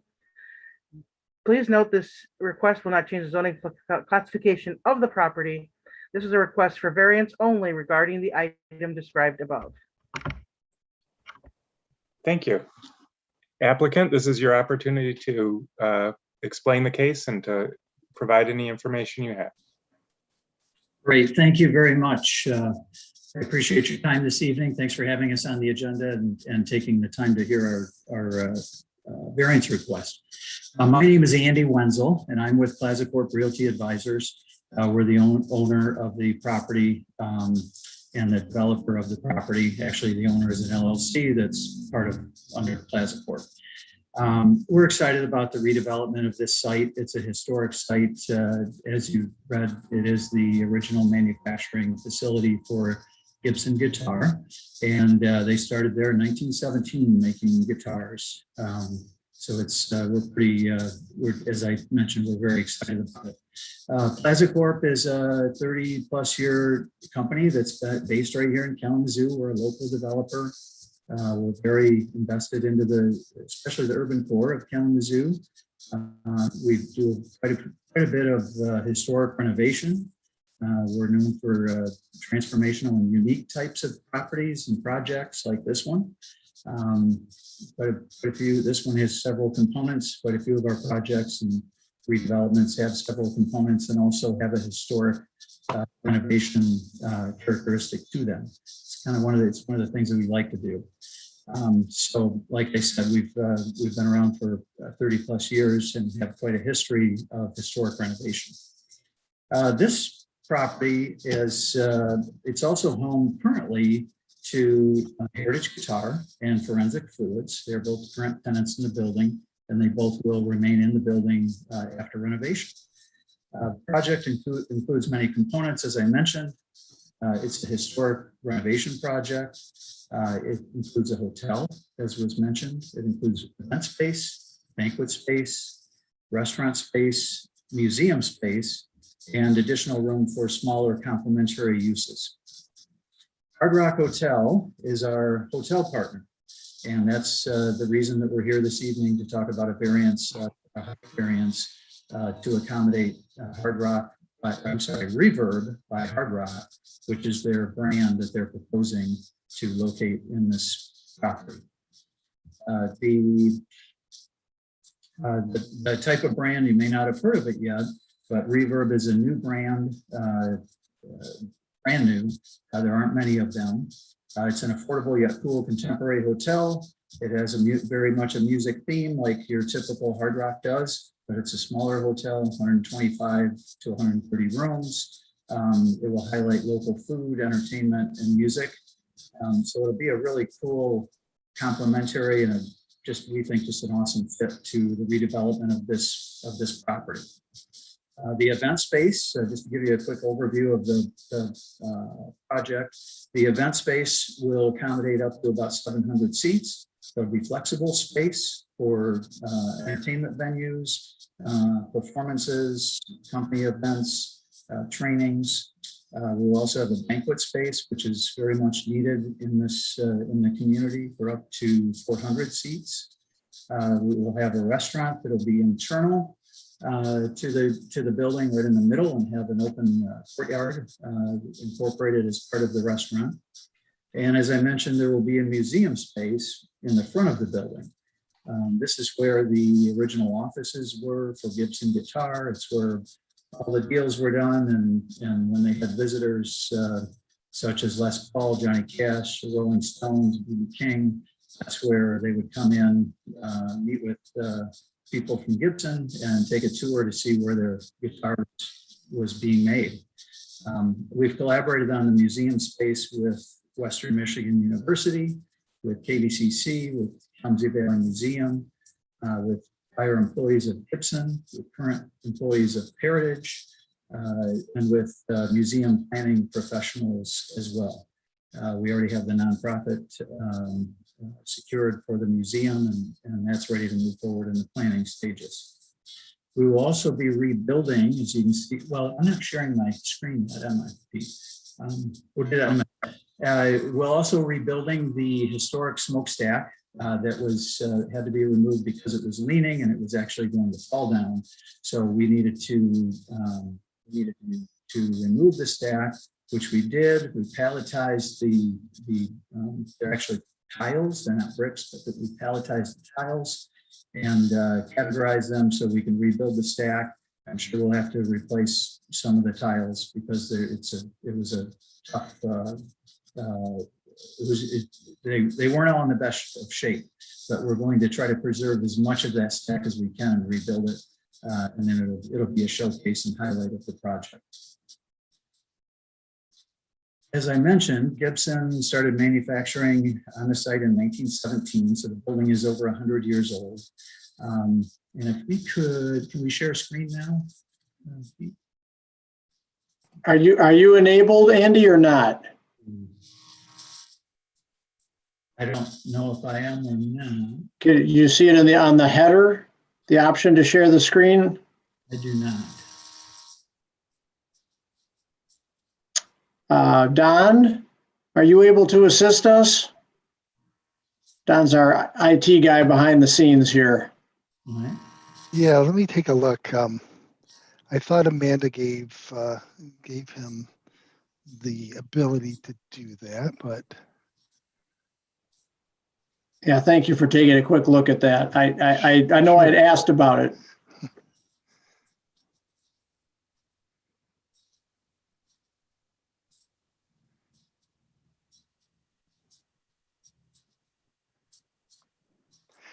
And Andy, Yep. it may be at the base of the screen.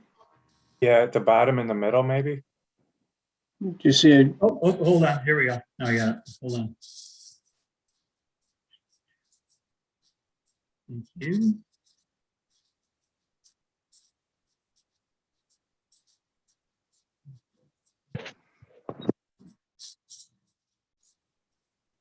There we go. Thank you.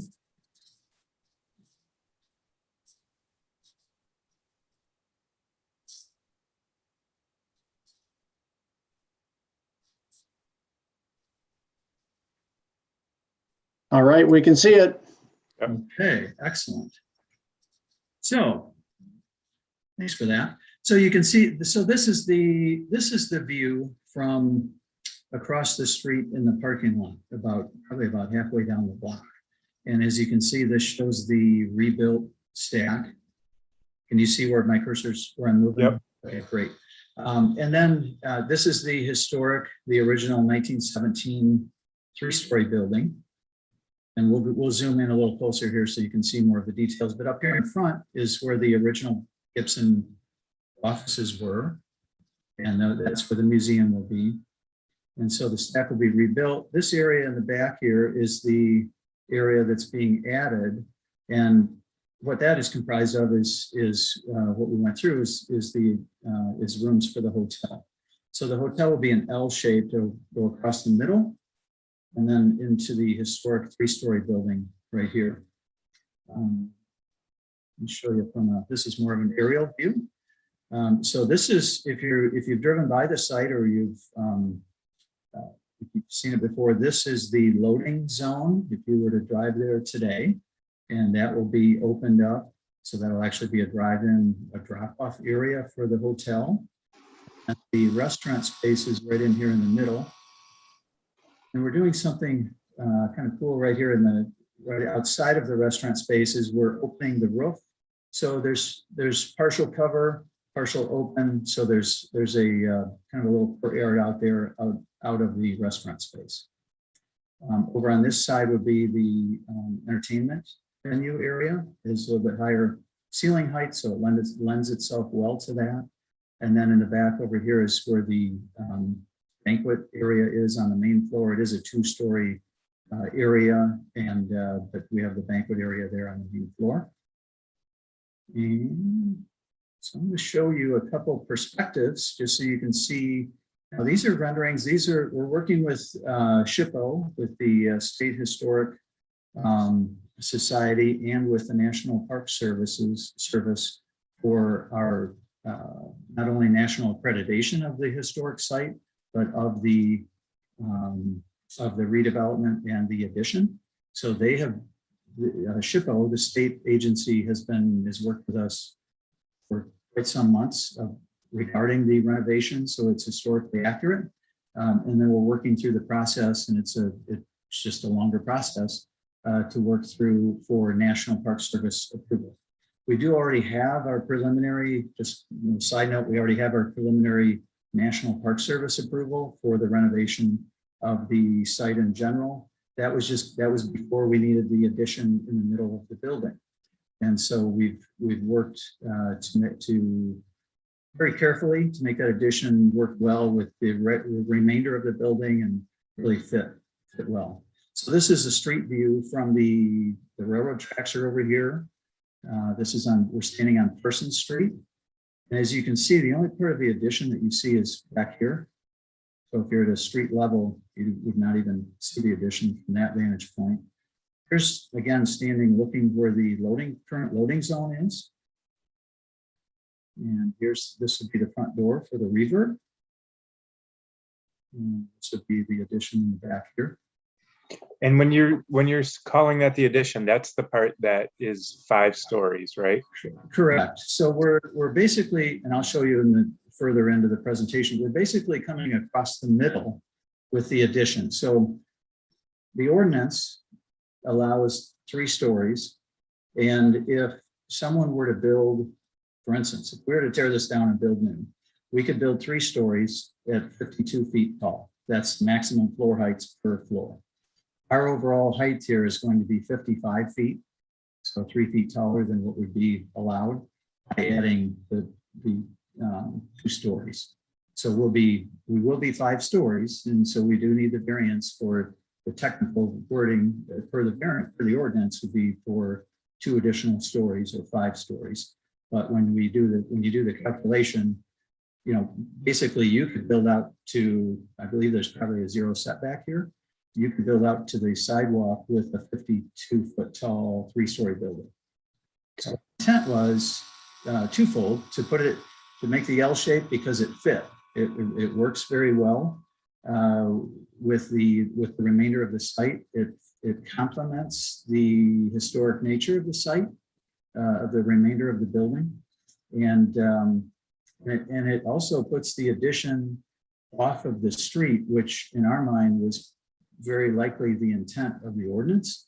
When the ordinance reads that you cannot, unless you're on a collector street or more of a main street, Patterson, I believe is one, you cannot have more than 3 floors, 3 stories. We're not on one of those streets, but we are in a commercial area. This property used to have 1,000 jobs on it. We're renovating it, maintaining the history and bringing back jobs to the neighborhood. The overall, I'll keep scrolling through here. The overall investment is more than $40 million in the full. Sorry, super quick. If it would the 55 what again? It was 52 and 55. So if you were to build new today, if someone were to tear this down and build a new building, they would be allowed to build 3 stories, 52 feet tall. Thank you. Yep, if you use the maximum floor height per floor.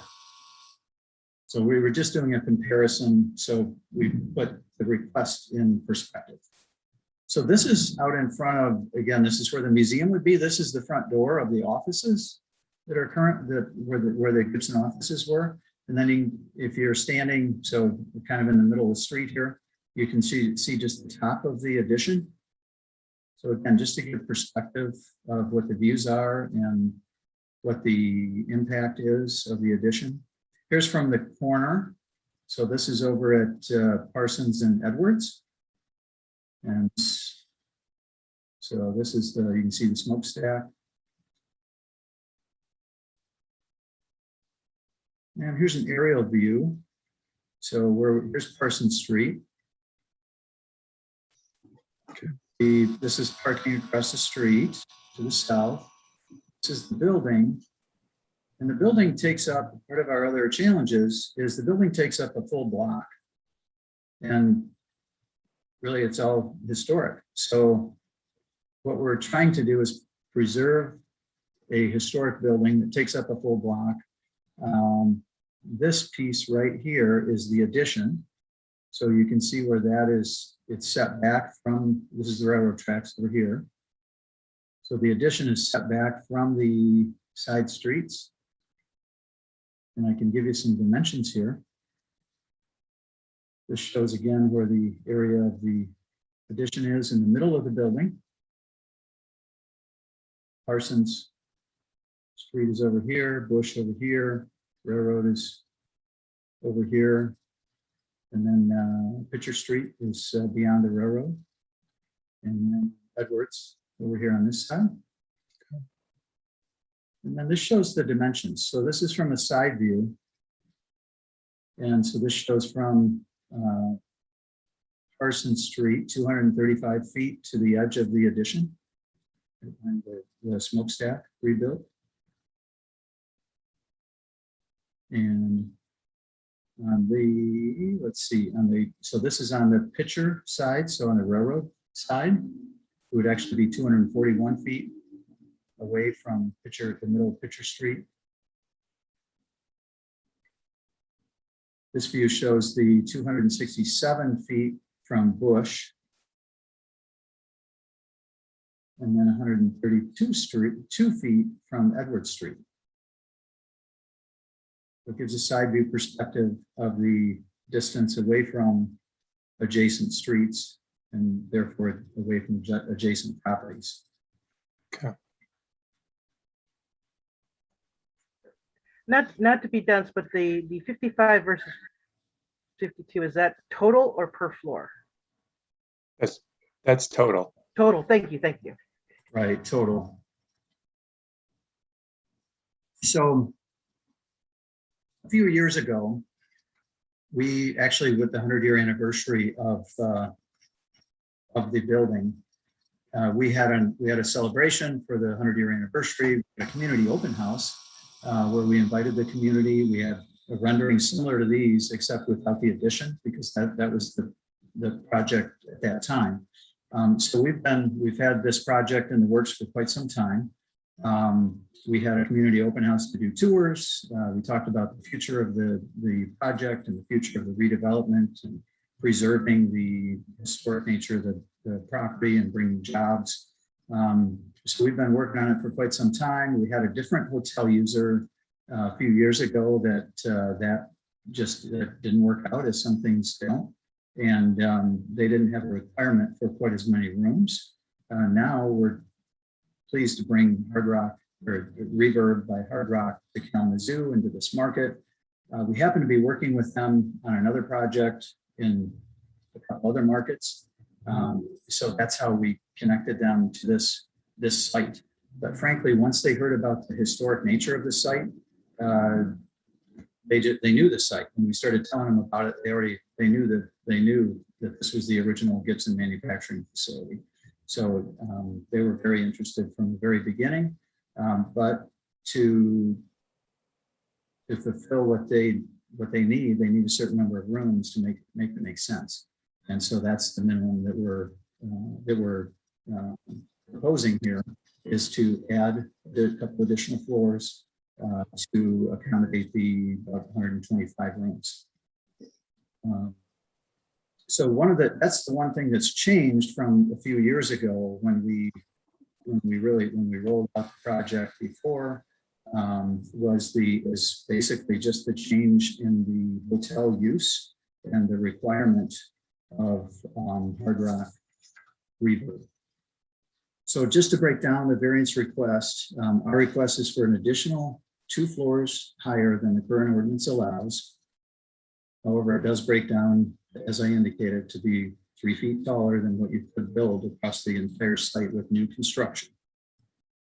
It is our understanding, and this is just a side note, but it is our understanding that before rezoning efforts recently happened in the area, that our prior zoning classification would have allowed this height that we're proposing today. But we supported the city on the rezoning efforts, and we still do. And we believe that while this project is in line with the strategic goals of the community, it's in line with the master plan as well. Thank you. Yeah, and I'll just add a couple of quick things. So some special circumstances, I would say, We are redeveloping a building that takes up a full city block and incorporates historic preservation. Therefore, we don't desire to demolish any of the building to be able to, reconfigure and accommodate the additional square footage that's needed. So we're working with the historic nature of the building to make it work and blend. And we've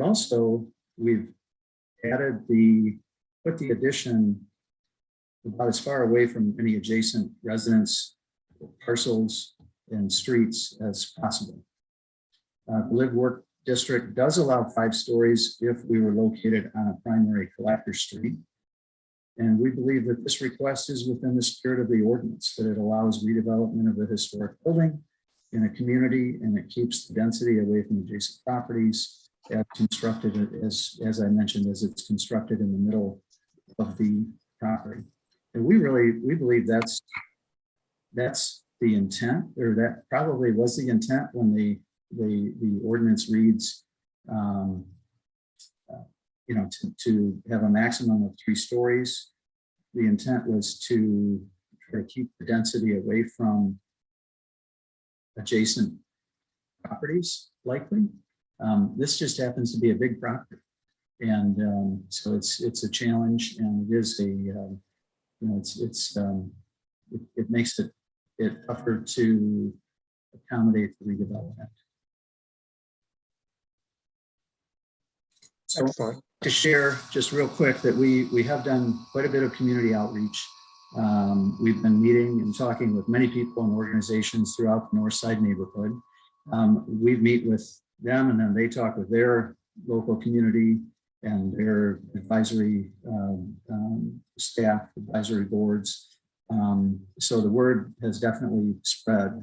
In particular, we've met and shared plans with the adjacent Mount Zion Baptist Church, the Lincoln International Studies School, Northside Association for Community Development.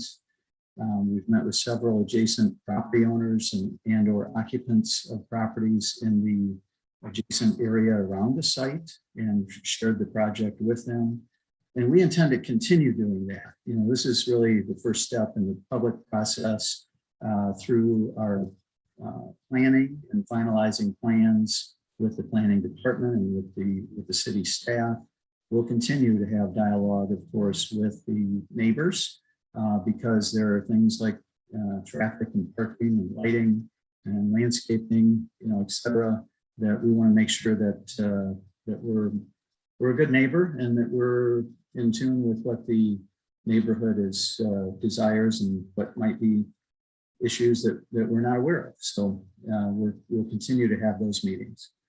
We've also been working with local neighborhood organizations and Kalamazoo Valley Community College regarding neighborhood job training to help bring job training within the neighborhood for jobs that not only are within this project, but jobs of all types in the community. And there are a lot of jobs now that are, for instance, our Hilton Garden Inn project. We have jobs there that are tough to fill because we can't find people either to apply or that are qualified. So we'd like to be part of the solution to, especially with the North Side neighborhood, to help in supporting job creation, job training. We're doing the job creation. We'd like to support job training. So we're excited about the project. It's retaining over 100 jobs. It's bringing 100 new jobs. It's quite a capital investment into the neighborhood and into the community. And I'd love to field any questions that you might have. Are there any questions from the board?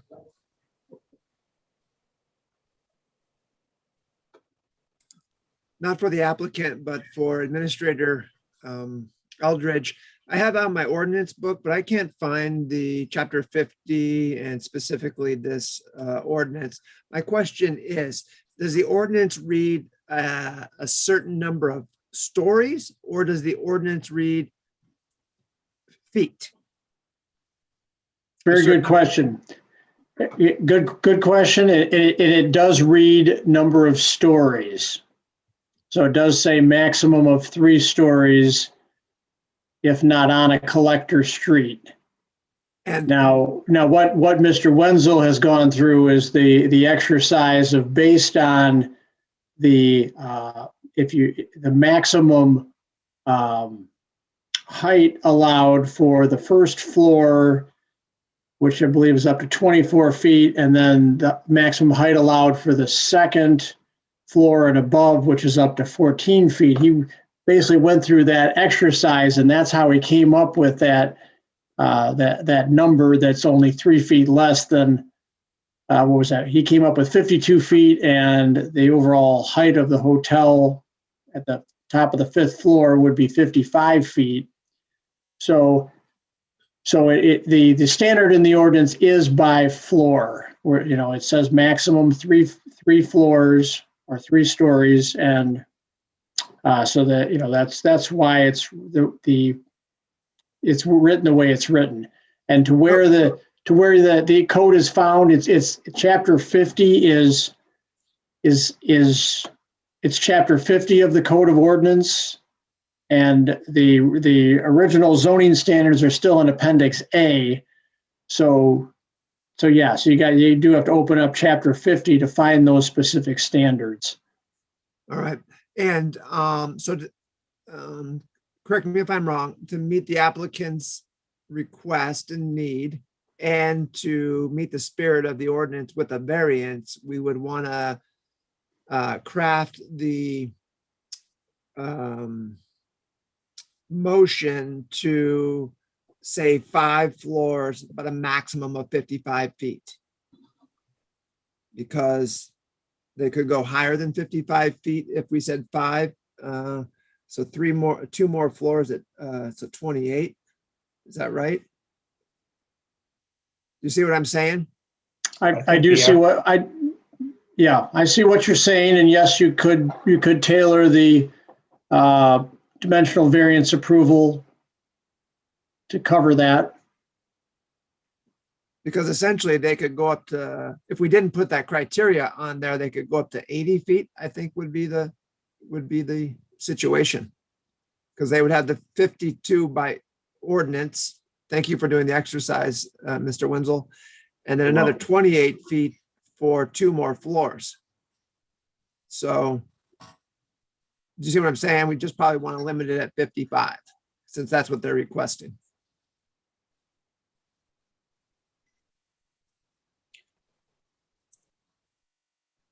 Are there any staff comments on this one? I know that there was a memo in there.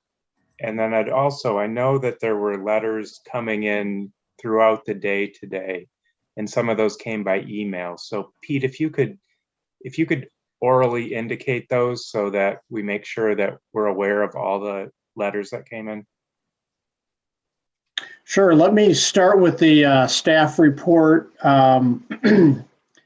I think Mr. Wenzel hit almost all the points I was going to make. Obviously, he talked about the fact that this facility encompasses the entire city block. It's currently 134,000 square feet. So it'll obviously be even more square footage with the additional floors of the hotel added. But it is a substantial facility already. Mr. Wenzel also touched on the fact that the former zoning, which was M1 Manufacturing Limited District, would have allowed for a 5-story structure. Plaza Corp, was very supportive of the rezoning of this property, and got right on board with our master plan 2025, which designates rezoning a large portion of this area from manufacturing to these live work 1 categories. As the manufacturing intensity really, it doesn't fit well with the existing residences that are in this area. And so the live work category allows for more residential to come in where manufacturing doesn't. and then it's, but at the same time, it still allows for commercial development to thrive, as well as, cottage or smaller scale manufacturing to still go on. So, they definitely were, embrace this zoning change. I don't think it was anticipated at the time that this was this hangup was going to be run into, but anyways, it is a good project from the standpoint that it's been designed to push the additional height away from the adjacent streets, which will lessen the impact. And as mentioned, the current structure is already, the former factory portion of the building is already over 40 feet in height. And then you've got the smokestack, which is even taller. So you have other large features that already exist on the site, in addition to the large footprint of the facility. So, I just wanted to, mention that, again, this is, this is a targeted investment project. It is going to, bring a lot of new jobs to the area. Obviously, it's not far from graphics packaging. So, we're all hopeful there'll be a little tie in there with, the use of the hotel by, the growing graphics packaging employee ranks and their staff that, may be coming in from Atlanta periodically. As far as the outreach, Mr. Wenzel did quite a bit of outreach to the surrounding businesses and residents that are in the area. We did receive feedback. Let me just pull that up here. So we received an email of support from Jamari Bogan. That name should sound familiar. He's in the process of developing 315 East Frank Street, which is south of this site. So 315 East Frank is between Frank Street and Parsons. And there was a letter of support received from Dr. Addison Moore, the pastor of Mount Zion Baptist Church at 120 Roberson Street. So that is directly to the west of this subject property. A letter of support was received from Maddie Jordan Woods, the executive director of the Northside Association for Community Development. And Mr. Wenzel has gone over in detail this project with her on numerous occasions, and I know there's also been some talk about trying to do some job training for some of these new positions that would be available on site for the local work, to bring in local residents to be part of the new workforce here.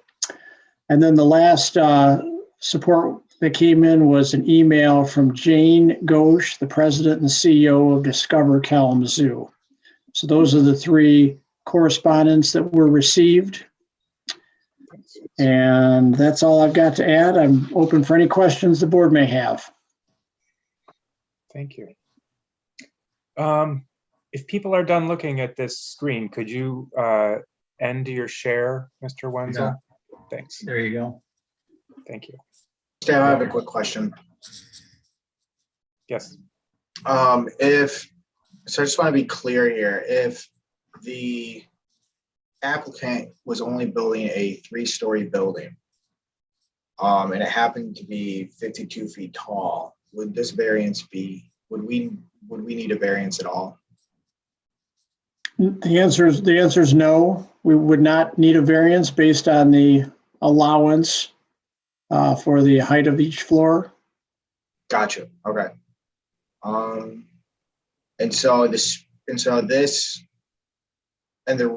The reason the ordinance, I guess, what was the point of that? What was the spirit of that specific ordinance? You know what? Actually, I'm sorry, Chris. I am incorrect on that. the variance would be needed because the ordinance it states the maximum number of floors is 3. So. Correct. So if they had 3 floors and the floors total with all 3 floors were 52 feet tall, we would not need an ordinance. We would not need a variance. Well, if they were only building a 3-story building and it was going to be no taller than 52 feet tall, but because it states the number of floors right. or stories, they couldn't build a 5-story building. Understood. And what was the intent of limiting it to 3 stories? Was that for a height reason? I'm assuming it's for height. Well, it's yes, it's for height and it's for intensity of development. So that's where for properties in this live work 2 zone that aren't on a collector street, so they're on a less intensive through street, that limiting of the number of floors or stories, would reduce the intensity of the development for that property. Gotcha. And staff at this point and site planning have stated or in support of the intensity of this current site plan. Yes. And part of that is because the site itself is already, at a high intensity level. The facility occupies an entire city block. So it's already above the anticipated intent for that live work 2 zone. So adding these additional stories towards the interior of the building it does not really impact the surrounding properties in any material way. Gotcha. All right. Thank you. Excellent. Are there other questions before we ask for public comment? I have a question. So I saw that I read the letters from Pastor Moore and Maddie Jordan Wood specifically, and Maddie's letter specifically was pretty intent upon the workforce development component of what the development's arrangement is. And so outside of the outreach that has been done in the neighborhood, do you have a specific strategic strategy or strategic plan? Sorry, strategic strategy, strategic plan surrounding, I'm sleepy. Strategic plan surrounding development without displacement, specifically as it relates to the zoning, shifts surrounding live, work, and play. I'm really curious about your strategy for development without displacement for that particular neighborhood. And the workforce development piece, I'm curious to hear what that looks like. And hopefully there's a component for living wage jobs, so that that's just one particular example about a strategic plan for development without displacement. Sure. So there were a couple of components there. So I can address in particular, we do have a plan in collaborating with Maddie and with her organization. We, as I mentioned, we brought in Kalamazoo Valley Community College. They do these kind of programming types of job training programs. So the process, we're already in the process right now, where we're working with hospitality users. So we've brought in other hospitality components, other developers, other owners, hotel owners, restaurants, to the table to talk about job training, what keys are needed to get to qualify, or what are some of those basics that are needed. And so we're getting really good input. KVCC is in the middle of organizing that and pulling all that together. And then we get back and we're going to move that forward for the job training. we don't have any plans for displacement. This site is, we're developing on this site. And we're creating jobs. There were over 100 or over 1,000 jobs here at one time when Gibson was fully operational. So we're excited to bring jobs back to this site, and also to have them in the neighborhood where they're walkable, they're close in proximity. There's new housing, new and existing housing that's in very close proximity.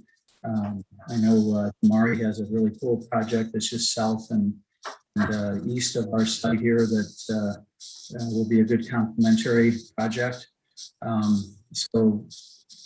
Yeah, we're just looking forward to having the new jobs and community blend together, and we think it's we're going in the right direction. We've also had that discussion with Pastor Moore over at Mount Sinai, and because they collaborate with Maddie and her organization, but also they have, I believe, a different maybe outreach. So we're working in a lot of different directions, and I think we'll be working with other groups as well. That's where we started. So we thought we reached a pretty wide, cast a pretty wide net with those two organizations for the beginning. But like I said, we'll continue to be working through the planning process with the neighbors and with the neighborhood. Thank you. You're welcome. I think Maddie does. I think over at the NACD, they do. I'm not discounting anything that's happening at KVCC. I think that's an awesome option as well. But I think that they do workforce development directly at NACD too. So that's something to take into consideration as well, I think. Right. And what we're trying to do is bring it to the neighborhood. So sure. Somebody doesn't have to have transportation to go out to KVCC. That's part of the goal. Thank you.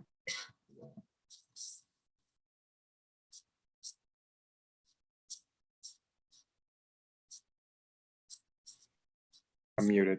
Are there any public comments? Yes, there are two public comments. Give me one moment and I will queue those up for you.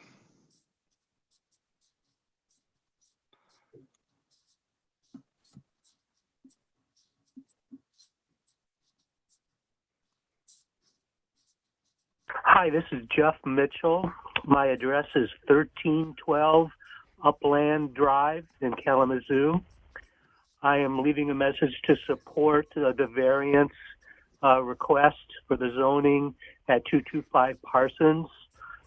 I am the founder and director of Kalamazoo Academy of Rock, and for about 9-10 years, we had our band room in that building, and I was behind the project for saving the stack and generally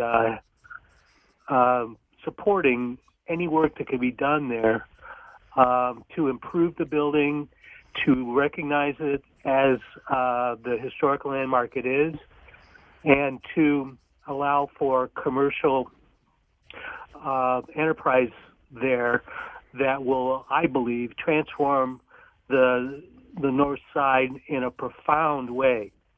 So I very much hope that this can go through. My phone, 269-342-7374. Thank you. This is Chris Shook at 2220 Sheffield Drive in Kalamazoo, and I'm calling to support the variance requested on the 225 Parsons Street property. This goes to the larger vision for the city of Kalamazoo, but having worked and continuing to work downtown for the last 48 years, I have seen the transformations. It is a continuation of those transformations and is a wonderful reuse of all of that property. And so I totally support it. Thank you. Okay, that is the end of public comments. Excellent. Who has the motion for finding of fact? Christina, are you? Yes. Go ahead. Make the motion now? Yep, please. Okay, 1 second. Okay, I make the motion for the approval of the finding of fact for 225 Parsons Street. Shall include all information included in the notice of public hearing dated April 27th, 2021. 35 notices of public hearing were sent and 4 responses were received and are part of the record. 1, email of support from Jamari Bogan, 315 East Frank Street. 2, letter of support from Dr. Addis Moore, pastor of Mount Zion Baptist Church, 120 Robertson Street, yeah. Now, number 3, letter of support from Maddie Jordan Woods, Executive Director of Northside Association for Community Development, 612 North Park Street. 4, email of support from Jane Ghosh, President and CEO of Discover Kalamazoo, 240 West Michigan Avenue. A public hearing was held before the board and public comments were accepted. In addition to the information and documents contained in the agenda packets staff provided for this request, the Zoning Board of Appeals received additional documents for this request, including none listed, but there were 2 public comments. The finding of fact shall include those documents just described, as also the facts and comments made during the public hearing, which are summarized as follows. Applicant spoke on behalf of the case. Will keep current commercial space in addition to adding hotel, event space, banquet space, restaurant, and museum. Plans to preserve as much of the original historical building as possible. Has coordinated with nonprofits as needed for different aspects, including park service. Spoke to the need for 5 stories in regards to the need to accommodate the minimum number of rooms, 125, to make hotel viable without unduly modifying the existing building. Noting that 5 stories will be 55 feet total versus the 52 feet allowed for a max 3-story building. Staff spoke additional to the size of property and project. Previous zoning would have allowed for proposal, but they have worked with the city to be close to the new existing zoning. Area would support a building of this type. Taller buildings will be further away from the affected streets, minimizing impact to the area. Reason for ordinance is for height and intensity of development, which would not apply here. Staff is in support of site is already considered high intensity. So questions from board applicant report, questions to board applicant, reports they have a plan for workforce related support and have been working with KVCC, spoke to project owners. Spoke to project owners, support of the surrounding community, and part by working with local community organizations. Public comment 1, Jeff Mitchell, 1312 Upland Drive, Kalamazoo, Michigan, in support. Founder and director of Kalamazoo Academy of Rock, has supported the building preservation and projects, feels this will be of great benefit to the community. Chris Shook, 2220 Sheffield Drive, Kalamazoo, Michigan, in support, has worked downtown for 48 years and feels this would be a great benefit and a wonderful reuse of the property. Thank you. Is there a second to that motion? I second. All in favor signify by saying aye. Aye. Aye. Aye. And opposed signify same sign. All right, the motion carries. Could we now have a motion for the variance? One moment.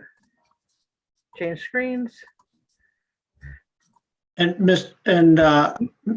Doan, before you read this, there was a comment made by Jeff about adding the 55-foot height. Yes. So it would be to authorize two stories to construct a 5-story hotel with a maximum height of 55 feet. Understood. Does that cover it? I just before we start circling around on this, I wanted to just get that out there. Thank you. Thank you. Okay, so I make a motion to approve a dimensional variance from chapter 50-5.6C2 of 2 stories, of 2 additional stories for the building to be no higher than a total of 55 feet. To authorize the construction of a 5-story building directly north of the former Gibson Guitar Factory. I'm looking back. There a second? Second. So, okay. All right. Discussion. Is, just to clarify, isn't it a limit at 55 feet for each floor? Total. No. So, Oh, total. The- Okay. Yeah, All right. so the way the it's motion was made, it's the 55 motion- feet total. Yeah, the motion should be, if I wasn't clear, I apologize, should be for an additional 2 stories for the total height of the building to be no more than 55 feet. All right, thank you. All right, discussion. I'm excited. I think it's gonna be dope. I think it's gonna be nice. Yeah, I'm from Cleveland, Ohio, where we have like the Rock and Roll Hall of Fame. So I'm just like, we get a little one. I'm so excited. I'm excited too, and I'm going to be in favor of the granting of this variance. I think that there are special circumstances in this case. The existing structure is historic in nature. And not only that, it's an entire city block, as was mentioned. I like that the part that we're granting a variance on seems really well integrated into the historic nature of this building, also as evidenced by working with the State Historic Commission and the National Parks, or the National Historic Commission. I think that based upon the support we see from some neighbors and neighbors that do represent other people or our community organizers, it seems like the community is in support of this. I love that the features of adding job support and walkability for the neighborhood and tying into other development is there. I see no opportunity that this would displace folks, because this footprint is already taken by what could in other communities be sort of an obsolete building, whereas here we're using it for productive, exciting uses. So I will be in favor.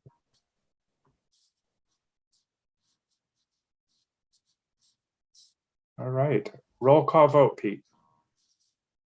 We'll start with Ms. Vanden Hamburg, Yes. Carol, Yes. Flaw, Yes. Harrington, Absolutely, yes. Doan, Yes. Lager. Yes. Motion carries. Thank you again, everyone, for your time that you spend on the zoning board and for hearing this. And we really appreciate your support. Well, we'll be watching this project, hoping for the best. It's exciting. Yeah. Thanks a lot. Have a good evening. Yep, have a good evening. All right. Good night, everybody. Good night. We are adjourned. Good night. Good night. Thank you all. Bye-bye.